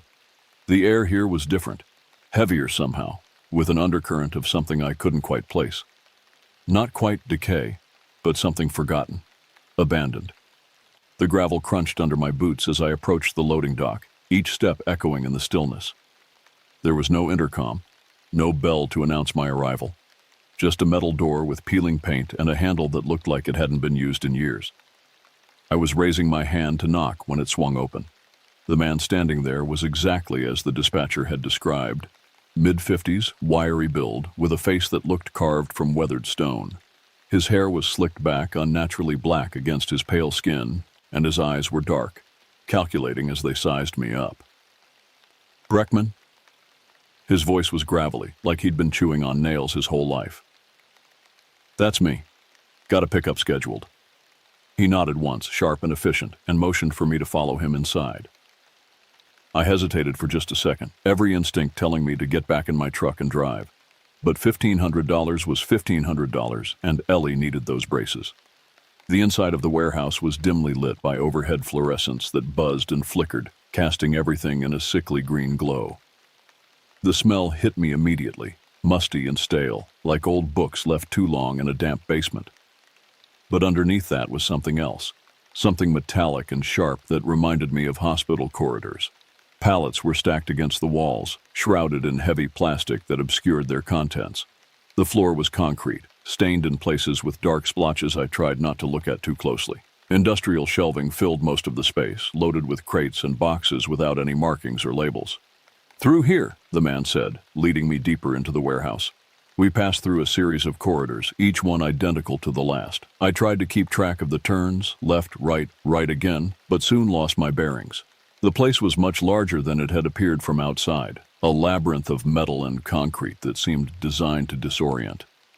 "Quite a setup you've got here," I said, trying to break the silence. "What kind of operation is this exactly?" The man didn't break stride or turn around. "Storage and distribution." "For what?" "Things that need to be stored and distributed." His tone made it clear that further questions wouldn't be welcome. We finally emerged into a larger area, where two other men were waiting by a loading dock. They were cut from the same cloth as my guide, hard-looking men with calloused hands and eyes that gave away nothing. One was taller, with a shaved head and arms covered in faded tattoos that disappeared under his rolled-up sleeves. The other was shorter, stockier, with a scar that ran from his left eye down to his jaw, pulling his mouth into a permanent half-sneer. Neither of them spoke as we approached, but their eyes followed me, calculating and cold. They stood on either side of three large wooden crates, each about 6 feet long and 3 feet wide. No markings, no shipping labels, nothing to indicate what might be inside. "Sign here," my guide said, handing me a clipboard. I glanced at the paperwork. It looked standard enough, a bill of lading with pickup and delivery information. But there were details missing. No company name on the letterhead, no specific address for delivery beyond local drop, Denver, no description of contents beyond specialty equipment. "What exactly am I hauling?" I asked, pen hovering over the signature line. The three men exchanged glances, a silent communication passing between them. "Like I said," my guide spoke, his voice lower now, "things that need to be distributed. Sign the paper." I'd hauled plenty of unmarked cargo before. Electronics companies were particularly paranoid about their shipments, and I'd signed my share of vague documentation. But something about this felt different. Wrong. Look, I need to know what's in these crates. Weight, at least? Hazardous materials? Anything that requires special handling? The taller man stepped forward, his movement fluid despite his size. You asking too many questions, driver. His voice was soft, almost gentle, which somehow made it more threatening. You get paid to drive. That's it. I looked back at the crates. Solid wood, reinforced with metal bands at the corners. Professional construction, at least. Whatever was inside was valuable enough to protect properly. No hazardous materials, my guide said finally. Non-perishable. Handle with care, temperature-controlled environment preferred, but not required. Weight approximately 200 pounds per unit. Delivery to the address provided, where you'll be met by our Denver associate. No further questions required. It wasn't nearly enough information, but I sensed it was all I was going to get. I needed the money, and these weren't the kind of men you argued with at 4:30 in the morning in the middle of nowhere. I signed the paper. Back your rig up to the dock, the shorter man spoke for the first time, his voice surprisingly cultured in contrast to his rough appearance. We'll load you up. I nodded and headed back the way we'd come, or at least the way I thought we'd come. The tall man fell into step beside me, not speaking but making sure I didn't wander. The warehouse seemed to have shifted somehow, corridors appearing where I didn't remember them, but eventually we made it back to the entrance. I backed the truck up to the loading dock with practiced precision, then hopped out to supervise the loading. The three men worked with efficient movements, sliding each crate carefully into the trailer. They handled the cargo with a reverence that seemed at odds with their rough appearance, almost like pallbearers at a funeral. The thought sent a chill down my spine. All set, my guide said once the crates were secured. He handed me a sealed envelope. Your payment? The rest will be provided upon delivery. I opened the envelope and counted the cash. $750, exactly half the promised amount. The bills were crisp and new, sequential serial numbers. Our associate in Denver will provide the remainder, he explained. Address is programmed into this. He handed me a small GPS unit. Follow it exactly. Do not deviate from the route. Do not stop unless absolutely necessary. Do not open the crates, under any circumstances. What happens if I do? The question slipped out before I could stop it. The three men stared at me in unison, their faces expressionless. Drive safe, Mr. Breckman, my guide said finally. We'll know if you don't. I climbed back into the cab, the envelope heavy in my pocket. As I pulled away from the loading dock, I watched the men in my side mirror. They stood perfectly still, watching me leave, until the darkness swallowed them. The GPS unit on my dashboard blinked to life, plotting a route that would take me well off the main highways. I hesitated, then plugged it in. The money was too good to pass up, and I'd come this far already. As I navigated back to the main road, I glanced at my regular GPS. According to its map, I was driving through empty farmland. There was no warehouse, no town called Mallory, just empty fields for miles in every direction. I looked in my rearview mirror.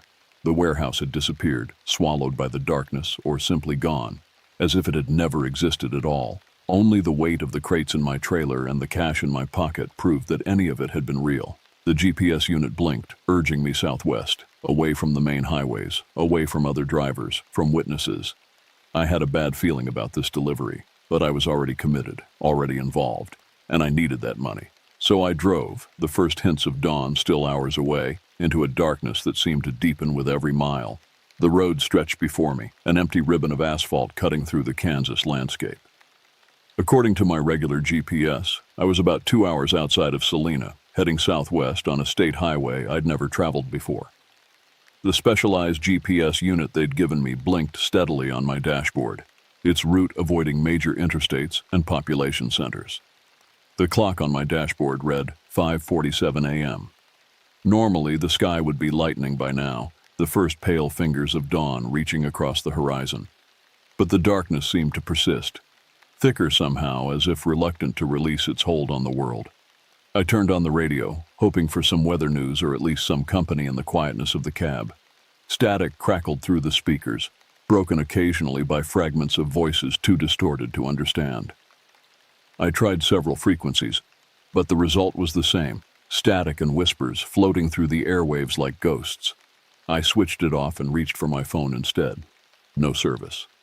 The screen showed a single bar that flickered in and out, teasing connectivity without delivering it.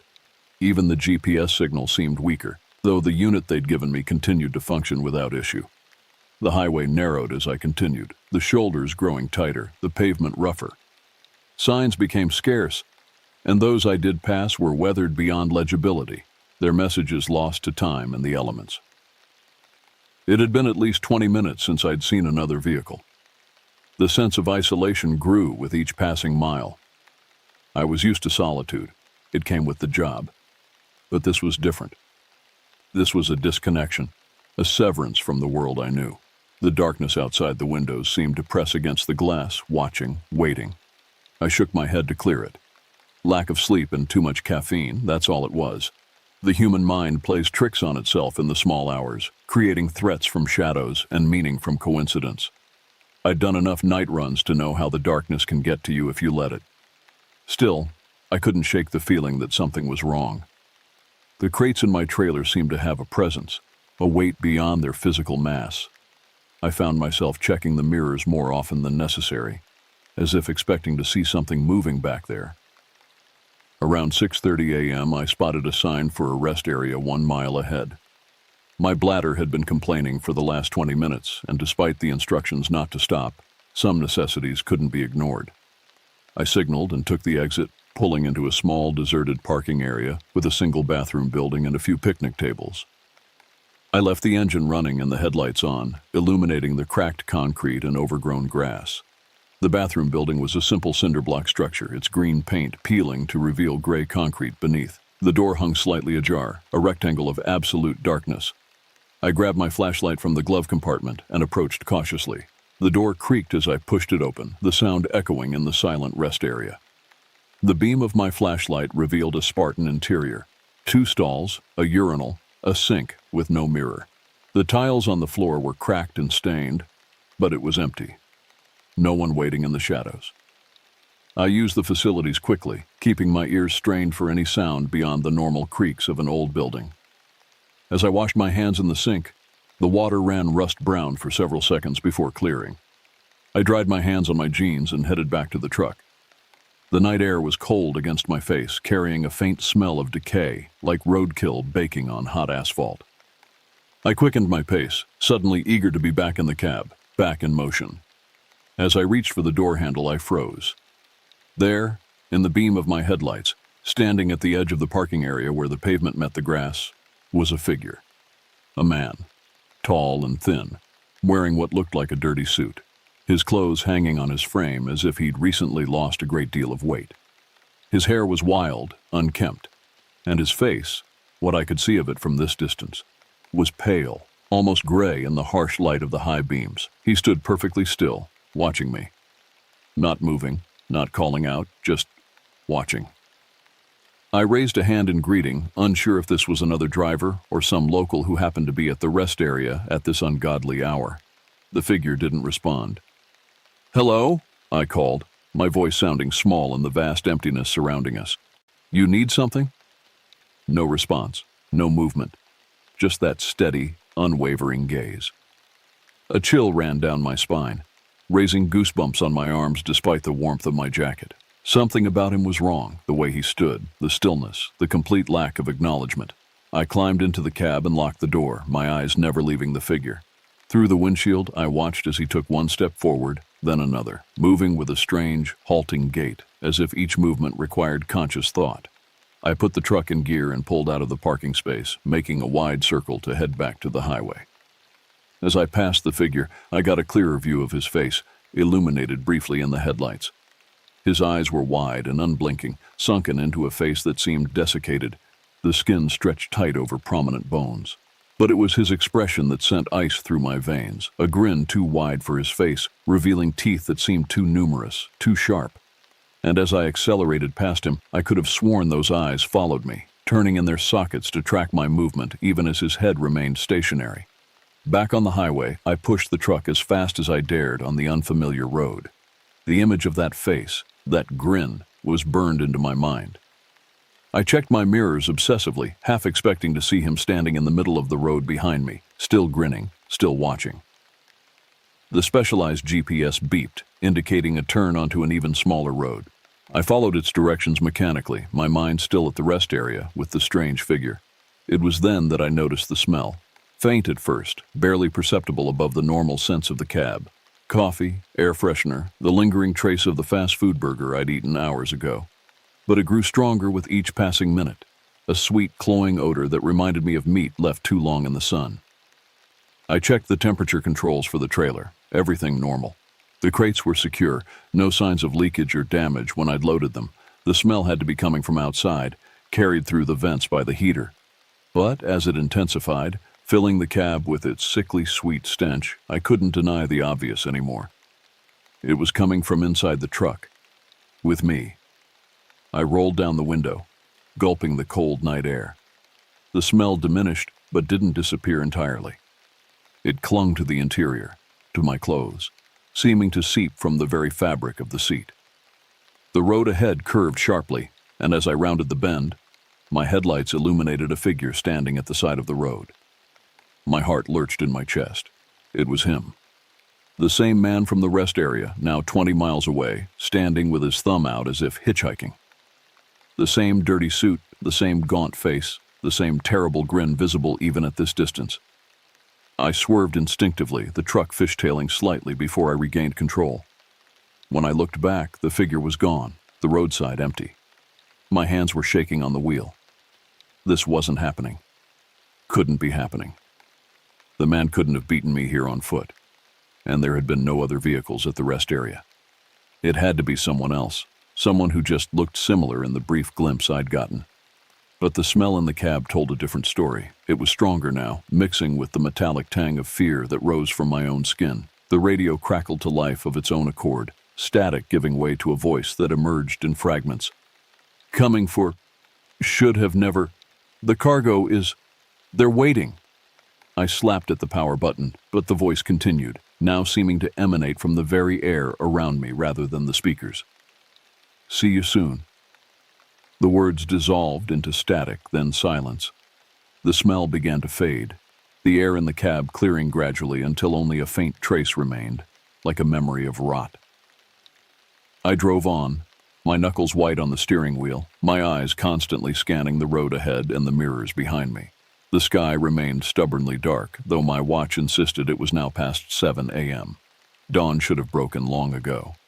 The specialized GPS beeped again, directing me onto a road so small it was little more than a paved trail winding through fields of wheat or corn, the crops indistinguishable in the darkness. I followed blindly, no longer certain of my direction or distance from Denver. The familiar landmarks of my usual route were long gone, replaced by this alien landscape of empty fields and abandoned farmhouses that loomed occasionally from the darkness. It was after one such house had passed from view that I saw the lights in my rearview mirror, headlights, bright and steady, gaining on me with alarming speed. Relief washed over me at first. Another vehicle, proof that I wasn't alone on this endless road. But as the lights grew closer, that relief turned to unease. There was something wrong about them. They were too bright, too steady, and they cast no illumination on the road around them, as if they existed in isolation from the physical world. And they were moving too fast, far faster than should have been possible on this narrow, winding road. I accelerated, pushing the truck harder than was safe on the unfamiliar pavement. The engine roared in protest, but the lights continued to gain, now close enough that they filled my mirrors with their unnatural brightness. The GPS beeped urgently, indicating a sharp turn ahead. I took it too fast, the truck leaning dangerously, the cargo shifting in the trailer with a heavy thud that I felt through the seat. For a moment I thought we would tip over, but the wheels held the road, and I straightened out onto yet another nameless stretch of asphalt. The lights behind me had disappeared. I scanned the mirrors frantically, but there was nothing. No headlights, no vehicle, no sign that anything had been following me at all. My breathing was ragged, my shirt damp with sweat despite the chill in the cab. This wasn't right. None of this was right. I needed to call someone, to report. What? That I was being followed by impossible lights and a grinning hitchhiker who could teleport? That my radio was speaking to me and my cargo smelled like death? They'd think I was drunk, or on something, and maybe I was. Maybe this was all some hallucination brought on by exhaustion and stress and too many years of solitude on the road. But the fear was real. The smell had been real. And whatever was in those crates, I was becoming increasingly certain it wasn't specialty equipment. I pressed on, following the insistent directions of the GPS, driving deeper into a night that refused to end, toward a destination I was beginning to fear more than what lurked behind me. The next few hours passed in a haze of paranoia and exhaustion. I kept driving, following the specialized GPS, as it led me through a maze of back roads and forgotten highways. The darkness had become almost comforting in its constancy. At least it was familiar now, a known threat rather than the uncertainties that might come with daylight. By my watch, it was nearly 10 a.m., though the sky showed no signs of brightening. I'd been driving for over 7 hours since leaving the warehouse, but according to my regular GPS, which had finally regained signal about an hour ago, I was still more than 3 hours from Denver. The route they'd given me had taken me far south of my usual path, through areas of Colorado I'd never visited before. The smell had returned, fainter now but persistent, like a whisper at the edge of hearing. I'd grown almost accustomed to it, which frightened me more than the odor itself. What kind of man grows used to the smell of decay? I hadn't seen the hitchhiker again, or the strange lights, but the radio continued to emit occasional bursts of static and fragmented words. I'd stopped trying to make sense of them. Some things are better left ununderstood. Around what my watch claimed was noon, the GPS directed me onto a dirt road that cut through a pine forest, the trees pressing close on either side. The branches scraped against the sides of the truck like skeletal fingers, seeking entry. I hunched over the wheel, eyes straining in the gloom, following the narrow path deeper into the woods. The forest eventually thinned, opening onto a plateau that offered a view of the land below. In the distance, through a haze that might have been fog or my own fatigue, I could see the sprawl of Denver. So close, yet impossibly far. The GPS indicated I should continue along the plateau, following what was now little more than a game trail. I hesitated, unsure if the truck could navigate such a narrow path, but the memory of those men at the warehouse and the cash in my pocket pushed me forward. The trail hugged the edge of the plateau, a sheer drop of several hundred feet to my right. One misstep, one moment of inattention, and both truck and driver would be reduced to wreckage at the bottom of the ravine. I drove with agonizing slowness, hands slick with sweat on the wheel. It was during this precarious journey that I heard it. A sound from the trailer. A thump, distinct and deliberate, like something solid hitting the metal wall. I froze, foot hovering over the brake, ears straining. Nothing but the rumble of the engine and the crunch of tires on dirt. Then it came again. Thump, silence, thump, thump. Not random noises caused by the rough terrain. These were measured, intentional, almost like knocking. My mind raced through possibilities, each more implausible than the last. An animal that had somehow gotten into the trailer. A piece of equipment coming loose. The crates shifting due to the uneven road. But I knew better. The cargo was secure. I'd checked it myself before leaving the warehouse. And the sound was too regular, too deliberate for mechanical failure or shifting cargo. Something was in there. Something alive. The realization hit me like a physical blow. Human trafficking. It was the explanation that made the most sense. The secretive pickup, the unmarked crates, the insistence on a specific route away from populated areas. I was transporting people, possibly against their will.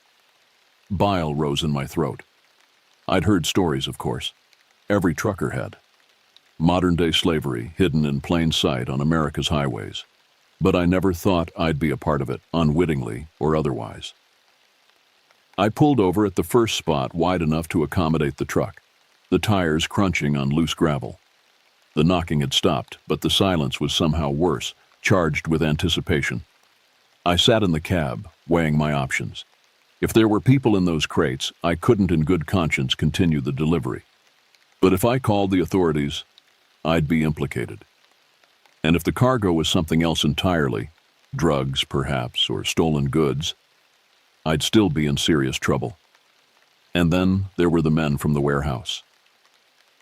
"We'll know if you don't," they'd said. I believed them. The decision was made for me when the knocking resumed, more urgent now. Thump, thump, thump. Pause. Thump, thump, thump. The universal distress signal, SOS. I grabbed my flashlight and tire iron, the closest thing to a weapon I had, and climbed out of the cab. The air was cold and still, heavy with the scent of pine and something else, something that matched the lingering odor in the truck, the smell of meat gone bad. The trailer was secured with a padlock, the key given to me by the men at the warehouse, with strict instructions not to use it unless directed by their associate in Denver. I hesitated for only a moment before inserting the key, driven by a need to know what I'd been transporting all these hours. The lock clicked open.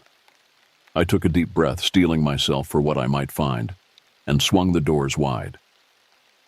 The interior of the trailer was dark, the only illumination coming from my flashlight and what little ambient light filtered through the open doors. The 3 crates were exactly as they had been loaded, secured to the walls with heavy straps, their wooden surfaces unmarked save for the metal reinforcements at the corners. Nothing moved. Nothing made a sound. The knocking had ceased the moment I touched the lock. I climbed into the trailer, the beam of my flashlight playing over the crates. Up close, I could see details I'd missed during loading, small air holes drilled into the sides, almost invisible unless you knew to look for them. And there, on the side of the nearest crate, a dark stain that glistened wetly in the light. I approached cautiously, tire iron held ready. The stain was fresh, still tacky to the touch, a viscous fluid that looked black but revealed itself as deep red when smeared between my fingers. Blood. My heart hammered in my chest. This was bad. Very bad. Whatever was in these crates, it wasn't equipment and it wasn't people being trafficked. At least, not living people. I should have left then. Should have closed the trailer, locked it up, and continued to the delivery point. Collected my money and forgotten everything I'd seen. That would have been the smart play, the safe play. But I couldn't. Not without knowing. The crate with the bloodstain had a simple latch on one side, designed to be opened from the outside. No padlock, no security measures beyond the general lock on the trailer itself. It was almost as if they expected, wanted, someone to look inside. I positioned myself to the side of the crate, out of the direct line of any potential threat, and used the tire iron to flip the latch open. The lid was heavy, but balanced on well-oiled hinges that allowed it to swing upward smoothly, revealing the interior in increments. The smell hit me first, a concentrated version of the odor that had been haunting me for hours. Decay and chemicals. The unmistakable stench of death arrested but not prevented. I gagged, covering my nose and mouth with my sleeve, but forced myself to look inside. The crate was lined with what looked like medical-grade refrigeration equipment, coils and compressors designed to maintain a specific temperature. And nestled within this makeshift cooling system was a body bag, black and sleek, zipped closed, save for a small opening near the top. From that opening protruded a hand, gray and waxy, the fingers elongated and stiff. A hand that had knocked against the side of the trailer, a hand that had signaled for help. I stumbled backward, nearly falling out of the trailer in my haste to get away. This was impossible. The hand was clearly dead, had been dead for some time, judging by the smell and appearance. Dead things don't move, they don't knock, they don't signal SOS. Yet as I watched, frozen in horror, the fingers of that impossible hand twitched, once, twice, then curled into a fist that struck the side of the crate with deliberate force. Thump. I was out of the trailer in an instant, slamming the door shut and fumbling with the padlock with shaking hands. It took 3 attempts to secure it properly, and even then, I wasn't sure it would hold against whatever was inside. Back in the cab, I sat trembling, unable to process what I'd seen. My mind rejected it, searching for rational explanations. Rigor mortis and chemical reactions could cause corpses to move. I knew that much from TV documentaries, but not with such purpose, such deliberation. The specialized GPS blinked on the dashboard, still indicating the route to Denver, to the delivery point, to the associate who was expecting this cargo. What was I delivering? Bodies, clearly. But why? Organ harvesting was my first thought, but those bodies had been dead too long for viable organs. Medical research? Possible. But why the secrecy, the remote pickup and delivery? And why had that hand moved, knocked, tried to communicate? I had no answers, only questions that multiplied with each passing moment. But one thing was becoming increasingly clear. I wanted no part of this. Whatever was happening, whatever I'd stumbled into, I needed to get out. I started the engine, my mind racing. I could ditch the truck, take what cash I had, and disappear. People did it all the time. New name, new state, new life. Ellie would be devastated, but better a father who vanished than one in prison, or worse. But as I put the truck in gear, ready to turn around and head back the way I'd come, the radio crackled to life again. This time, the voice that emerged from the static was clear, unmistakable. "Keep driving, Mr. Breckman." It was the voice of my guide from the warehouse, as distinct as if he were sitting beside me. "You're almost there." I stared at the radio in horror. It wasn't possible. CB radios had limited range, and even if they were tracking me somehow, how could they know I'd stopped, that I'd looked in the crates? "The cargo is impatient," the voice continued, undeterred by my silence. "They've been waiting a long time. It would be unwise to keep them waiting any longer." They, not it. They. "What are they?" I found myself asking, though I dreaded the answer. The radio hissed and popped, the voice fading in and out like a bad connection. "Travelers, Mr. Breckman, just like you. Just trying to get home." The transmission ended, leaving only static in its wake. I switched off the radio, but the weight of those words remained, pressing down on me like a physical presence. Travelers, going home, in body bags. I looked at the GPS, at the route still illuminated on the screen. Denver was less than 2 hours away now. The delivery point, whatever it was, even closer. I had a choice to make. Turn around, try to outrun whatever consequences awaited me. Or continue, deliver the cargo, collect my money, and try to forget everything I'd seen. Neither option seemed likely to end well, but only one kept Ellie safely out of it. I put the truck in gear and continued along the plateau, following the GPS toward Denver, toward the delivery, toward whatever was waiting at the end of this nightmare road. Behind me, faintly audible even over the engine, came the sound from the trailer. Thump, thump, thump. Keeping time like a metronome, like a heartbeat. Counting down the miles to our destination. The descent into Denver should have been familiar. I'd made this drive countless times before, but everything was different now. The city lights below seemed alien, threatening rather than welcoming. Each curve in the road concealed potential dangers. Each shadow might hide something watching, waiting. The knocking from the trailer had stopped about an hour ago, replaced by a stillness that was somehow worse. I found myself straining to hear it again, perversely reassured by the evidence that whatever was back there was still active. The silence suggested either a change in status or a change in intent. Neither possibility was comforting. The specialized GPS guided me away from the main routes into the city, directing me through industrial areas and warehouse districts where the buildings stood dark and quiet in the early afternoon. Few vehicles passed me, and those that did, delivery vans, maintenance trucks, paid no attention to another semi navigating the back roads of the commercial zone. Eventually, the GPS indicated my destination was ahead on the right, a nondescript building set back from the road, surrounded by a chain-link fence topped with razor wire. No company name was displayed, no signs indicating business hours or services offered, just a loading dock and a small office entrance illuminated by a single security light. I pulled up to the gate, which was closed and presumably locked. A small intercom box was mounted on a post at driver's height. I rolled down my window and pressed the call button. No verbal response came, but the gate began to slide open with a mechanical whir. I took that as my cue and drove through, following the narrow driveway to the loading dock. As I backed the trailer into position, I noticed a single figure waiting by the dock, a man in a dark suit, his posture rigid, formal, not the type you usually found managing warehouse deliveries. He reminded me of the funeral directors I'd seen when my father passed, somber, professional, with an air of detached sympathy that never quite reached his eyes. I set the brake and climbed down from the cab, paperwork in hand. The afternoon air was cool against my face, carrying the industrial sense of diesel and concrete. After nearly 12 hours on the road with only that sickly sweet odor for company, even the smell of exhaust was a relief. The man approached, his movements precise and economical.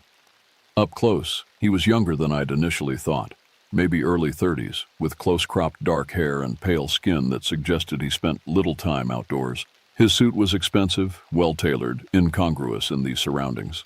"Mr. Breckman," he said, his voice soft and cultured. Not a question. He knew exactly who I was. "You're later than expected." I handed him the paperwork. "Hit some delays on the route." His eyes flicked over me, taking in my disheveled appearance, the sweat stains on my shirt, the tremor in my hands that I couldn't quite control. One eyebrow arched slightly, but he made no comment. "The cargo is intact?" he asked, reviewing the documents with meticulous attention. I swallowed hard, remembering the knocking, the blood-stained crate, the impossible movement of dead flesh. "Seems to be. No issues during transport." He nodded once, apparently satisfied with my answer and the paperwork. "We'll unload now. You can wait in your vehicle." "Actually," I said, surprising myself with my boldness, "I'd like to see this through. Make sure everything's handled properly." The man studied me for a long moment, his expression unreadable. Then he smiled, a small, tight movement of lips that never reached his eyes. "Of course. Professional thoroughness is always appreciated." He gestured toward the loading dock where 2 more men had appeared, dressed in what looked like medical scrubs beneath light jackets. They wore latex gloves and face masks, giving them the appearance of hospital staff rather than warehouse workers. I followed the suited man up a small set of stairs to the dock level. He produced a key, identical to the one I'd been given for the trailer padlock, and handed it to me. "If you would do the honors, Mr. Breckman." My hand was steady as I took the key, though my heart hammered in my chest. I approached the trailer doors, inserted the key into the padlock, and hesitated only briefly before turning it. The lock clicked open, and I swung the doors wide. The interior was exactly as I'd left it. 3 crates secured to the walls, untouched and silent. No sign of movement, no evidence of the horror I'd witnessed hours earlier. If not for the lingering smell and the memory burned into my mind, I might have convinced myself it had been a hallucination brought on by exhaustion. The medical team, for that's how I'd come to think of them, moved with practiced efficiency, wheeling gurneys to the edge of the loading dock. They entered the trailer and began releasing the straps that secured the crates, their movements careful, almost reverent. "What exactly am I delivering here?" I asked the suited man, keeping my voice low. He regarded me with that same unreadable expression. "I believe the terms of your contract specified specialty equipment. That description is sufficient for your purposes. Is it human trafficking?" The question escaped before I could stop it, born of hours of fear and speculation. "Because if it is not," he interrupted, his tone final. "Not in the sense you're implying. Nothing illegal is occurring here, Mr. Breckman. Nothing that should trouble your conscience." The medical team had freed the first crate and was carefully maneuvering it onto a gurney. They moved with the caution of men handling nitroglycerin, their faces obscured by the masks but their body language tense, alert to any shift or sound from within. "Then what is it?" I pressed, emboldened by the proximity to civilization, to witnesses, to an end to this nightmare journey. "What's in those crates that needs to be transported in secret, along back roads in the middle of the night?" The suited man sighed, a sound of resignation rather than irritation. "You looked inside, didn't you? Despite explicit instructions not to do so." It wasn't a question, and I didn't bother denying it. "I heard knocking from inside the crate. Someone was trying to communicate." He nodded, as if this confirmed a suspicion. "They do that sometimes, especially during longer transports. It's a side effect of the preservation process. Neural activity continuing after clinical death, like a chicken with its head cut off, still running around the yard." The explanation was delivered with such clinical detachment that it took me a moment to process the horror of what he was saying. These were dead bodies, officially at least, being transported for some unknown purpose. Bodies that still retained enough neural activity to knock, to signal for help. "Who are they?" I asked, my voice barely above a whisper. The suited man watched as the medical team secured the first crate to the gurney and began wheeling it toward a set of double doors at the back of the loading area. Volunteers, Mr. Breckman, every one of them. They signed the paperwork, understood the risks, accepted the conditions. This is simply the fulfillment of a contract. Volunteers for what? He turned to me then, his eyes searching my face as if gauging how much to reveal. For continuation, for a journey beyond the limitations of conventional existence. Our clients are pioneers, in a sense, explorers of territories most would consider theoretical at best. The medical team returned with empty gurneys for the remaining crates.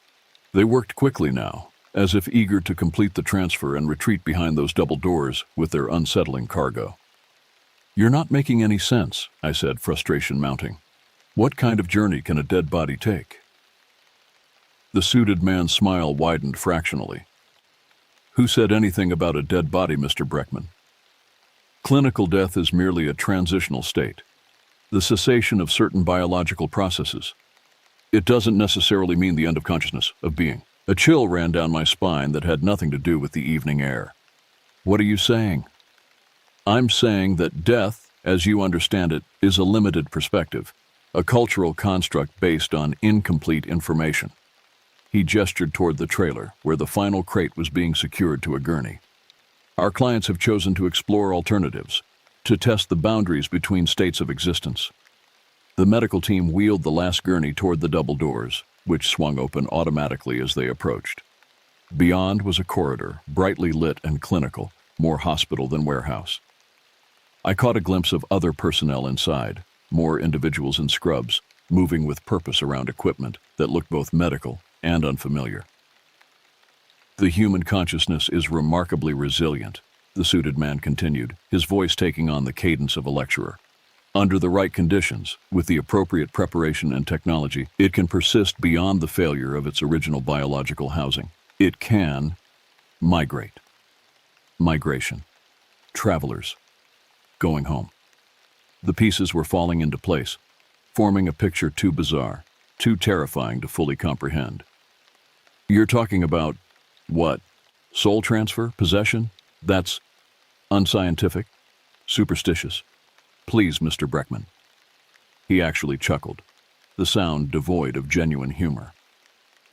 We're not dealing in mysticism here. This is advanced neuroscience, consciousness studies, quantum entanglement at the cellular level. The terminology is inadequate, I'll grant you, but the principles are sound, extensively tested, largely successful. The double doors closed behind the medical team and their cargo, cutting off my view of the corridor beyond. We were alone now on the loading dock, the suited man and I, standing in the shadow of my empty trailer. So those people in the crates, I said slowly, trying to process this madness, they're not really dead? Oh, they're certainly dead by any conventional medical standard, he replied casually. Heart stopped, brain activity below measurable thresholds, cellular degradation beginning despite our preservation methods. But consciousness, that's another matter entirely. It persists in a state we might call suspension or transition, ready for relocation. Relocation where? I asked, though I wasn't sure I wanted the answer. The suited man glanced at his watch, a gesture that suggested our conversation was drawing to a close. That's proprietary information, I'm afraid. Suffice to say that our clients have secured alternative accommodations for their continued existence. The details are covered by rather extensive non-disclosure agreements. He reached into his jacket and produced an envelope identical to the one I'd received at the warehouse. Your final payment as agreed, plus a bonus for discretion. He handed it to me, his eyes never leaving mine. You've done good work today, Mr. Breckman. Transported precious cargo safely to its destination. That's something to be proud of. I took the envelope mechanically, feeling the weight of the cash inside. Blood money, I thought, though I wasn't entirely sure whose blood had paid for it. What happens now? I asked, still struggling to reconcile what I'd learned with my understanding of reality. Now? The suited man smiled that empty smile again. Now you go home, Mr. Breckman. Back to your life, your daughter, your normal roots hauling consumer goods and agricultural products. You forget about Mallory, about the warehouse, about everything you've seen and heard today. And perhaps, a few months from now, if you're interested in another specialty delivery, my associates will be in touch." He extended his hand, the gesture so normal, so businesslike that it seemed absurd after everything that had transpired. I found myself shaking it automatically, feeling the cool, dry skin against my palm. "One more thing, Mr. Breckman," he said, his voice lowered confidentially. "You might find yourself experiencing some unusual phenomena in the coming days. Dreams, perhaps. Sensations of being watched or followed. Glimpses of familiar faces in unfamiliar places. This is normal, a side effect of prolonged proximity to transitional entities. It will pass, eventually." With that, he turned and walked toward the double doors, which opened at his approach. He paused on the threshold, silhouetted against the harsh light from within. "Drive safely," he said, and then he was gone, the doors swinging shut behind him with a final pneumatic hiss. I stood alone on the loading dock, the empty trailer behind me, the envelope of cash heavy in my hand. The parking lot beyond the fence was dark now, the sun having set during our conversation. In the distance, the lights of Denver twinkled, normal people living normal lives, unaware of the horrors that traveled their highways, the impossible cargo that moved among them in unmarked trucks during the dark hours.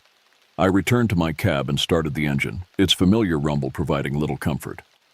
As I pulled away from the facility, I glanced in my mirror and saw the gate closing automatically behind me, sealing off whatever secrets lay within those walls.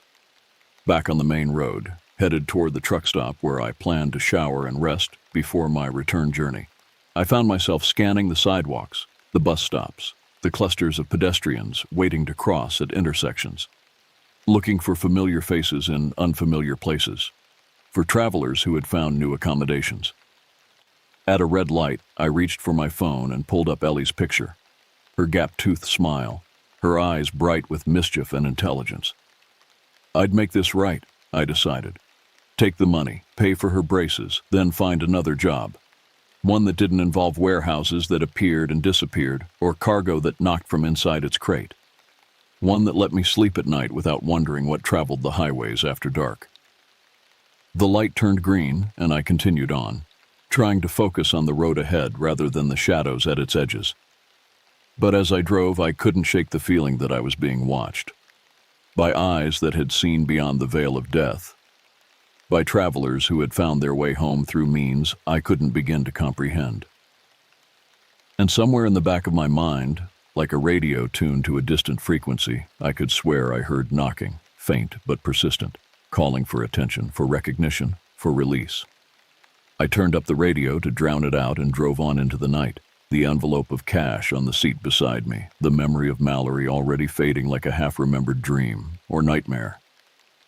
Some cargo is best delivered and forgotten, some questions are best left unanswered, and some roads once traveled can never truly be left behind.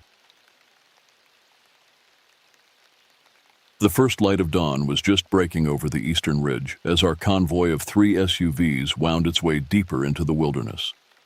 6 hours from the nearest town, we'd left civilization behind, trading paved roads for dirt tracks that grew increasingly narrower with each passing mile. "You sure this is the right way?" asked Kaya, her Australian accent thick with concern as she peered out the window at the dense wall of pines that seemed to close in around us. "According to the GPS, yeah," I said, tapping the screen. "Another 20 minutes, and we should reach the access road to the cabin." Kaya nodded, though her expression remained tense. We'd been friends since college, and when I mentioned my plan for a wilderness getaway in the remote forests of the American Southwest, she was the first to sign up. She'd flown all the way from Sydney for this trip, joining our eclectic group that included my 3 friends from Canada and 2 old school buddies from my hometown. In the rearview mirror, I could see the other 2 vehicles following closely behind. Miles was driving the second SUV with Jonah and Noah, our friends from Toronto. Bringing up the rear was Zoe, who had Liam and River with her. We'd been planning this trip for months, 2 weeks at a secluded cabin beside a pristine mountain lake, deep in territory that bordered ancient Native American lands. "Did you read about the history of this area?" Kaya asked, scrolling through something on her phone. "There's all sorts of stories about strange happenings in these woods." "Like what?" I asked, navigating around a fallen branch in the road. Well, the land we're headed to sits near the boundary of what was once Navajo territory. There are old stories about... She hesitated, as if reluctant to continue. About what? In Navajo culture, there's something called a skinwalker, a type of harmful witch who can turn into or disguise themselves as an animal, she said quietly. The Navajo call it Yi Naldlushi, which means, with it, he goes on all fours. I laughed, though the sound came out more forced than I intended. You believe that stuff? Kaya shrugged. I don't know. But traditionally, the Navajo won't even speak about these creatures to outsiders. It's considered taboo. Well, good thing we're just going for a relaxing getaway and not hunting for folklore monsters, I replied, trying to lighten the mood. The GPS indicated we needed to turn onto a nearly hidden access road. As we made the turn, the forest seemed to swallow us whole, branches scraping against the sides of our vehicle. The morning light barely penetrated the dense canopy above, creating an eerie twilight effect despite the early hour.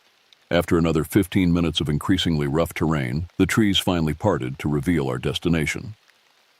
The cabin was larger than I'd expected, a 2-story structure of weathered logs with a wide porch that wrapped around 3 sides. Behind it, the surface of the lake shimmered in the morning light, perfectly still and reflecting the surrounding mountains like a mirror. Tsebi Hazdili, I murmured. What's that? Kaya asked, looking at me with curiosity. It's what the locals call this place. It means whispering pines in Navajo. The rental owner mentioned it in his email. We parked in front of the cabin and began unloading our gear. The others soon joined us, their excited chatter breaking the profound silence that had settled over the lake. Miles was the first to reach the porch, bounding up the steps with his usual enthusiasm. This place is incredible, he called back to us. Look at that view. And it was stunning. The lake stretched out before us, surrounded by dense forest that climbed up the sides of the mountains. In the far distance, we could make out the snow-capped peaks that marked the boundary of the national forest. It was pristine wilderness, untouched and beautiful. Yet something about the silence bothered me. There were no birds singing, no insects buzzing, just a stillness that felt unnatural, as if the forest itself was holding its breath. I shook off the feeling as we carried our supplies inside. The interior of the cabin was rustic but comfortable, with a large stone fireplace dominating the main room. A spiral staircase led to a loft that overlooked the living area, and several doors on the ground floor led to bedrooms and bathrooms. I call the loft, shouted Noah, already racing up the stairs with his backpack. There are 4 bedrooms down here, Zoe observed, enough for everyone to have some space. We spent the next hour unpacking and settling in. By the time we finished, the sun was high in the sky, warming the porch where we gathered to plan our day. I vote we explore the lake, suggested Liam, already pulling off his shirt. Last one in is a rotten egg. The others quickly joined in, racing down to the dock that extended into the water. I watched them from the porch, smiling at their enthusiasm, but still unable to shake the strange unease that had settled over me since our arrival. You coming? Kaya called back to me. In a minute, I replied. Just going to get the cooler.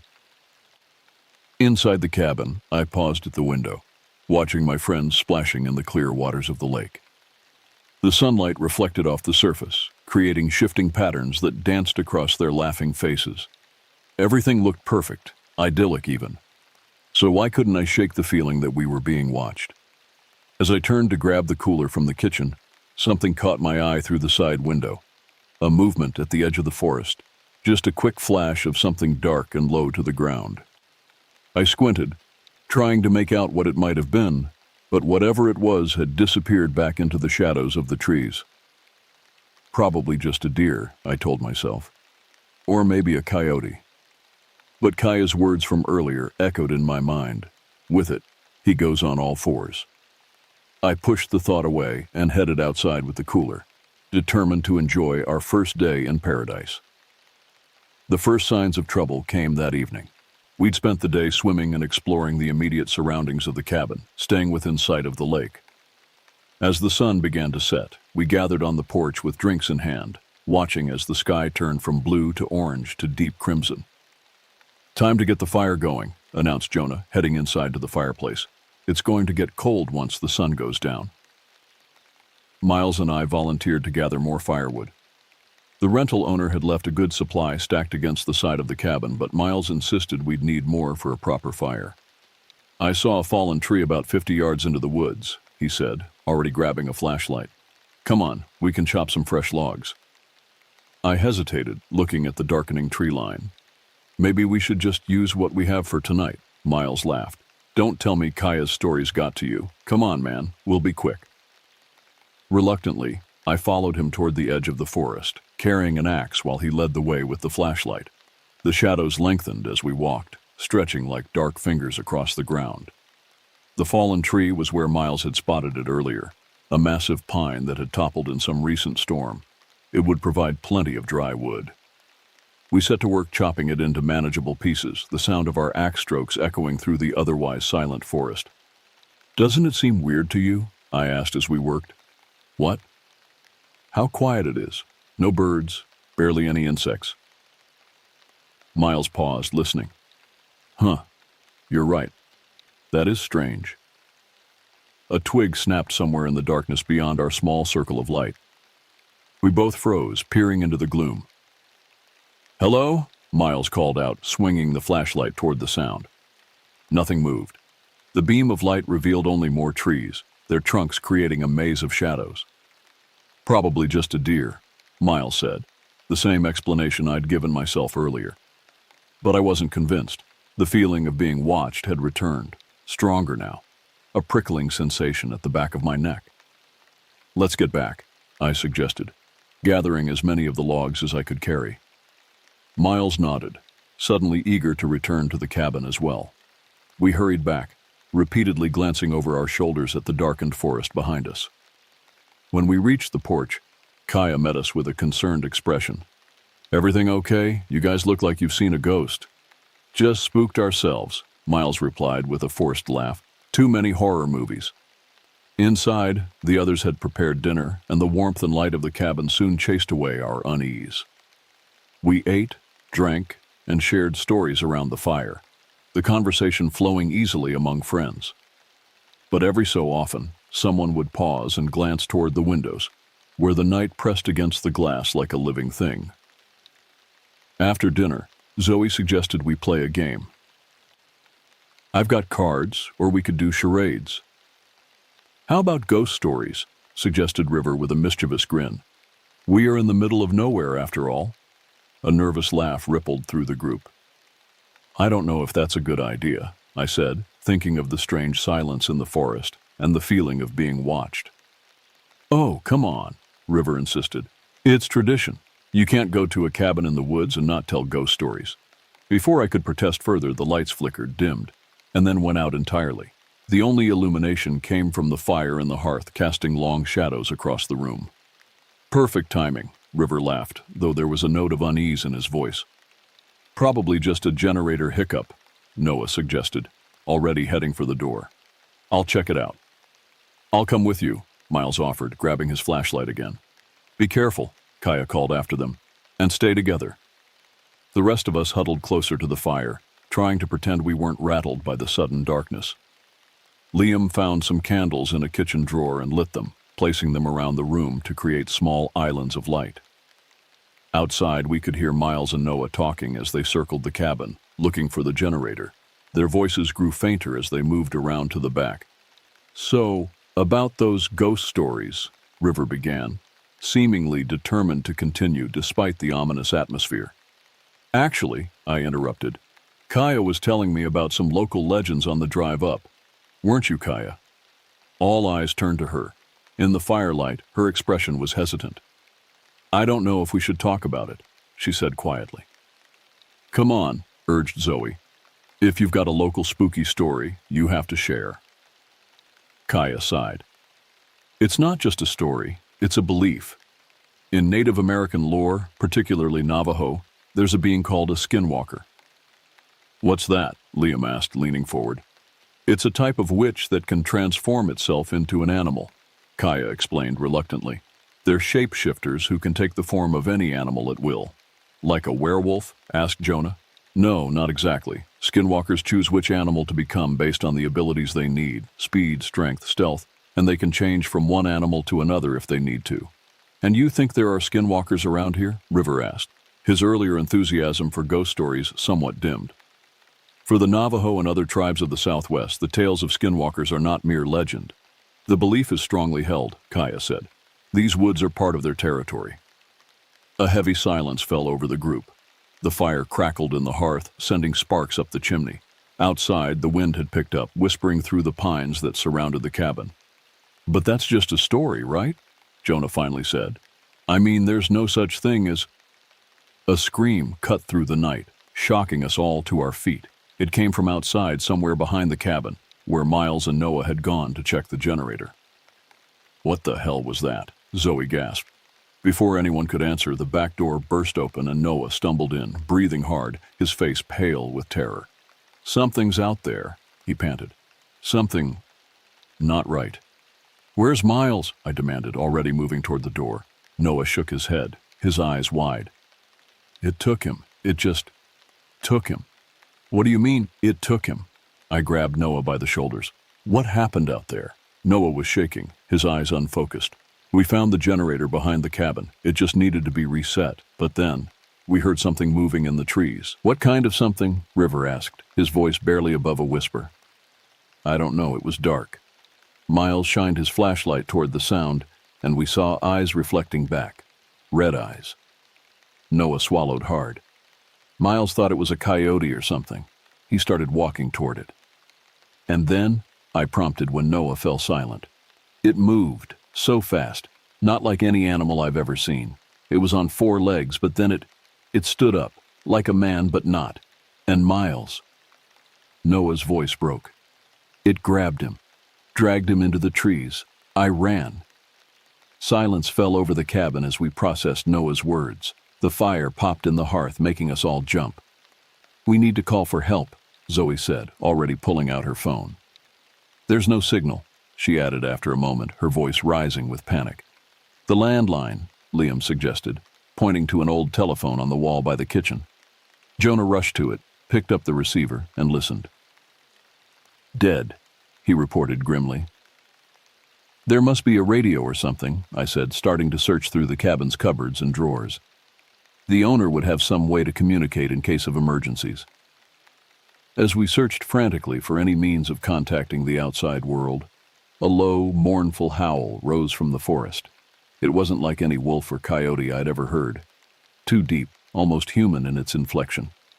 We all froze, listening as it was answered by another howl, this one from the opposite direction. They're surrounding us, Kaya whispered. We don't know that, I said, trying to sound rational despite my racing heart. But we need to find Miles. He could be hurt. Are you crazy? Noah exclaimed. We can't go out there.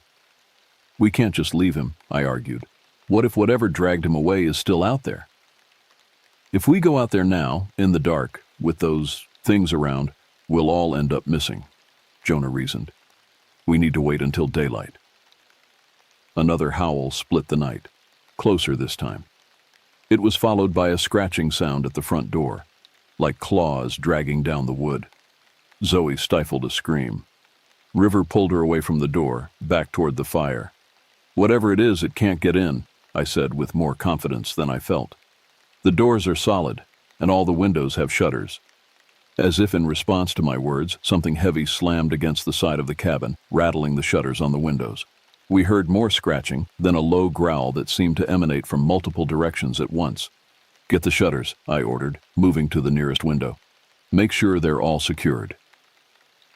Jonah, Liam, and River rushed to check the windows while Kaya, Zoe, and Noah huddled by the fire, armed with the fireplace poker and a heavy flashlight. I reached the first window and peered through a crack in the shutters. Outside the forest was a wall of darkness. Then, a movement caught my eye. Something large and dark loping across the clearing toward the lake. It moved with an unnatural gait, its limbs too long, its back hunched at an impossible angle. My breath caught in my throat. For a brief moment the thing paused and turned its head toward the cabin. In the faint moonlight, I could make out a vaguely canine shape, but its proportions were all wrong, too tall, too thin, and its eyes reflected the light with a reddish glow. I stumbled back from the window, my heart hammering in my chest. What did you see? Kaya asked, her voice trembling. I couldn't find the words to describe it. Instead, I focused on what we needed to do to survive the night. We need weapons, I said. Anything we can use to defend ourselves. We scavenged through the cabin, finding a hunting knife in one of the kitchen drawers, the axe we'd used earlier for firewood, and a few other makeshift weapons. It wasn't much, but it was better than nothing. As the night wore on, the attacks against the cabin continued, scratching at the walls, heavy bodies throwing themselves against the doors, the constant howling that seemed to surround us completely. We took turns keeping watch, though none of us slept. The fire burned low, and we huddled around it, jumping at every sound from outside. What do they want? Zoe whispered during one brief period of quiet. In the stories, skinwalkers are malevolent, Kaya replied grimly. They want to cause harm. They can make people sick or even kill them. But why us? Liam asked. Why here? Maybe we've trespassed on sacred ground, Kaya suggested. This area is near ancient tribal lands. Or maybe it's just wolves or coyotes, Jonah said, though his tone suggested he didn't believe it himself. Another heavy impact shook the cabin, followed by the sound of splintering wood. Something had broken through one of the shutters. The bedroom, Noah shouted, pointing toward one of the doors off the main room. We rushed to it, weapons in hand. Through the doorway, we could see that the shutter on the window had partially given way. A long, dark arm was reaching through the gap, clawed fingers scraping at the glass. Liam lunged forward with the axe, swinging it at the intruding limb. There was a shriek, high-pitched and definitely not human, and the arm withdrew. Dark liquid spattered the window and the floor beneath it. I got it, Liam said, his voice shaking with adrenaline. Quick, help me barricade this, I said, already dragging the bed toward the window. We pushed the heavy oak frame against the window, then piled the mattress and other furniture against it for good measure. But we all knew it was only a temporary solution. If these things were determined to get in, they eventually would. Hours passed in tense vigilance. The attacks grew less frequent as the night wore on, but none of us dared hope they had given up. Rather, it felt as if they were regrouping, planning their next move. As the first light of dawn began to filter through the cracks in the shutters, the forest fell silent. No howls, no scratching, no impacts against the walls of the cabin. Just an eerie stillness that was almost worse than the attacks had been. Do you think they're gone? Zoe asked hopefully. Skinwalkers are said to be creatures of the night, Kaya said. Maybe they retreat during daylight. Or maybe they're just waiting for us to let our guard down, Noah countered darkly. I moved to one of the windows and carefully opened the shutter a crack. Outside, the forest was peaceful in the early morning light. No sign of movement, no strange creatures lurking in the shadows, just trees and the glittering surface of the lake beyond. I don't see anything, I reported, but that doesn't mean they're not out there. What about Miles? River asked. We need to look for him. The thought had been weighing on me all night. Miles was my friend, and the idea of him out there, possibly hurt or worse, was unbearable. But I also knew the dangers of venturing outside. We'll go in a group, I decided. No one goes alone. We'll search around the cabin first, then gradually expand outward. And if we find something? Jonah asked, not specifying whether he meant Miles or one of the creatures. We deal with it when it happens, I said grimly. For now, let's focus on finding Miles. The morning air was crisp and cool as we cautiously stepped onto the porch. The forest around the cabin showed no signs of the night's terrors, no tracks, no blood, nothing to suggest that anything unnatural had occurred. But the generator housing had been torn open, its components scattered across the ground, and there were deep scratches in the wooden walls of the cabin that no normal animal could have made. Stay close, I warned, as we moved as a group toward the area where Noah had last seen Miles. We found nothing at first, just trampled undergrowth and broken branches that could have been caused by any large animal. But then Liam spotted something glinting in the morning light. Miles's flashlight, the lens cracked and the metal casing dented, lay half hidden beneath a fallen log. This is where it happened, Noah said, his voice hollow. This is where it took him. We spread out slightly, searching for any sign of which direction the creature might have dragged Miles. Kaya was the first to spot the trail. Droplets of dark blood on leaves and twigs, leading deeper into the forest. We should follow it, I said, already moving in that direction. Wait, River called, grabbing my arm. What if it's a trap? What if they want us to follow? It was a valid concern, one I'd been trying to ignore, but the alternative, leaving Miles out there, was unthinkable. We stick together, I insisted. Everyone stays within sight of each other. If we see anything suspicious, we retreat immediately. Reluctantly, the others agreed. Armed with our makeshift weapons, we followed the blood trail into the forest. The morning sunlight barely penetrated the thick canopy here, creating a perpetual twilight beneath the trees. The silence that had bothered me since our arrival seemed even more pronounced, as if the forest itself was holding its breath, waiting. The trail led us on a winding path for nearly half a mile before ending at the mouth of a small cave set into a rocky hillside. Dark stains marked the entrance, and the ground in front was heavily disturbed, as if something large had been dragged inside. "Miles!" I called out, my voice echoing back from the cave's entrance. "Miles, are you in there?" Silence was the only response. "We can't go in there," Zoe said, her voice shaking. "It's too dangerous." "I'm not leaving without knowing what happened to him," I replied, flicking on the flashlight we'd brought from the cabin. "Then I'm coming with you," Jonah said, stepping forward. "The rest of you stay here. If we're not back in 15 minutes, get back to the cabin and figure out a way to get help." Before anyone could argue, Jonah and I moved toward the cave entrance. The smell hit us first, a rank animal odor mixed with something else, something coppery and sickening. As we stepped inside, the beam of the flashlight revealed a narrow tunnel that descended into the earth. "Miles," I called again, my voice seeming to be swallowed by the darkness. We moved deeper into the cave, the flashlight beam revealing strange markings on the walls, symbols carved into the rock, some fresh, others worn with age. I didn't recognize them, but they sent a chill down my spine nonetheless. The tunnel widened into a small chamber, and there, in the center, was something that made my blood run cold.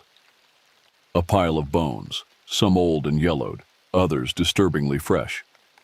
And on top, a torn and bloodied piece of fabric that I recognized instantly. The plaid pattern of Miles's favorite shirt. "Oh God," Jonah choked out, turning away. I stood frozen, the flashlight beam fixed on the grisly discovery. We were too late. Miles was gone. A low growl from the darkness beyond the chamber snapped me out of my shock. The beam caught a flash of movement, then a pair of glowing red eyes. "Run!" I shouted, already backing toward the entrance. We scrambled out of the cave, panic giving us speed. The others saw our terror and didn't wait for an explanation, turning and running with us back toward the cabin. "What did you see?" Noah panted as we crashed through the undergrowth. "Miles is dead," I managed between gasping breaths, "and we're not alone in these woods." We burst out of the tree line near the cabin, relief flooding through me at the sight of its solid walls. But my relief turned to horror as we got closer. The front door hung open, swinging loosely on one hinge. Something had broken in while we were gone. "Zoe and River were right behind us," Kaya said, looking around frantically. "Where are they?" I spun around, scanning the edge of the forest. There was no sign of them. They must have fallen behind in our panicked flight from the cave. "We have to go back," Liam said, already turning. "No," I grabbed his arm. "We need to secure the cabin first. Then we'll go look for them." "But they know the way back," I insisted. "If they're okay, they'll head here. We need to make sure it's safe when they arrive." Reluctantly, Liam nodded. We approached the cabin cautiously, weapons at the ready. The interior was in shambles, furniture overturned, cupboards emptied, supplies scattered across the floor.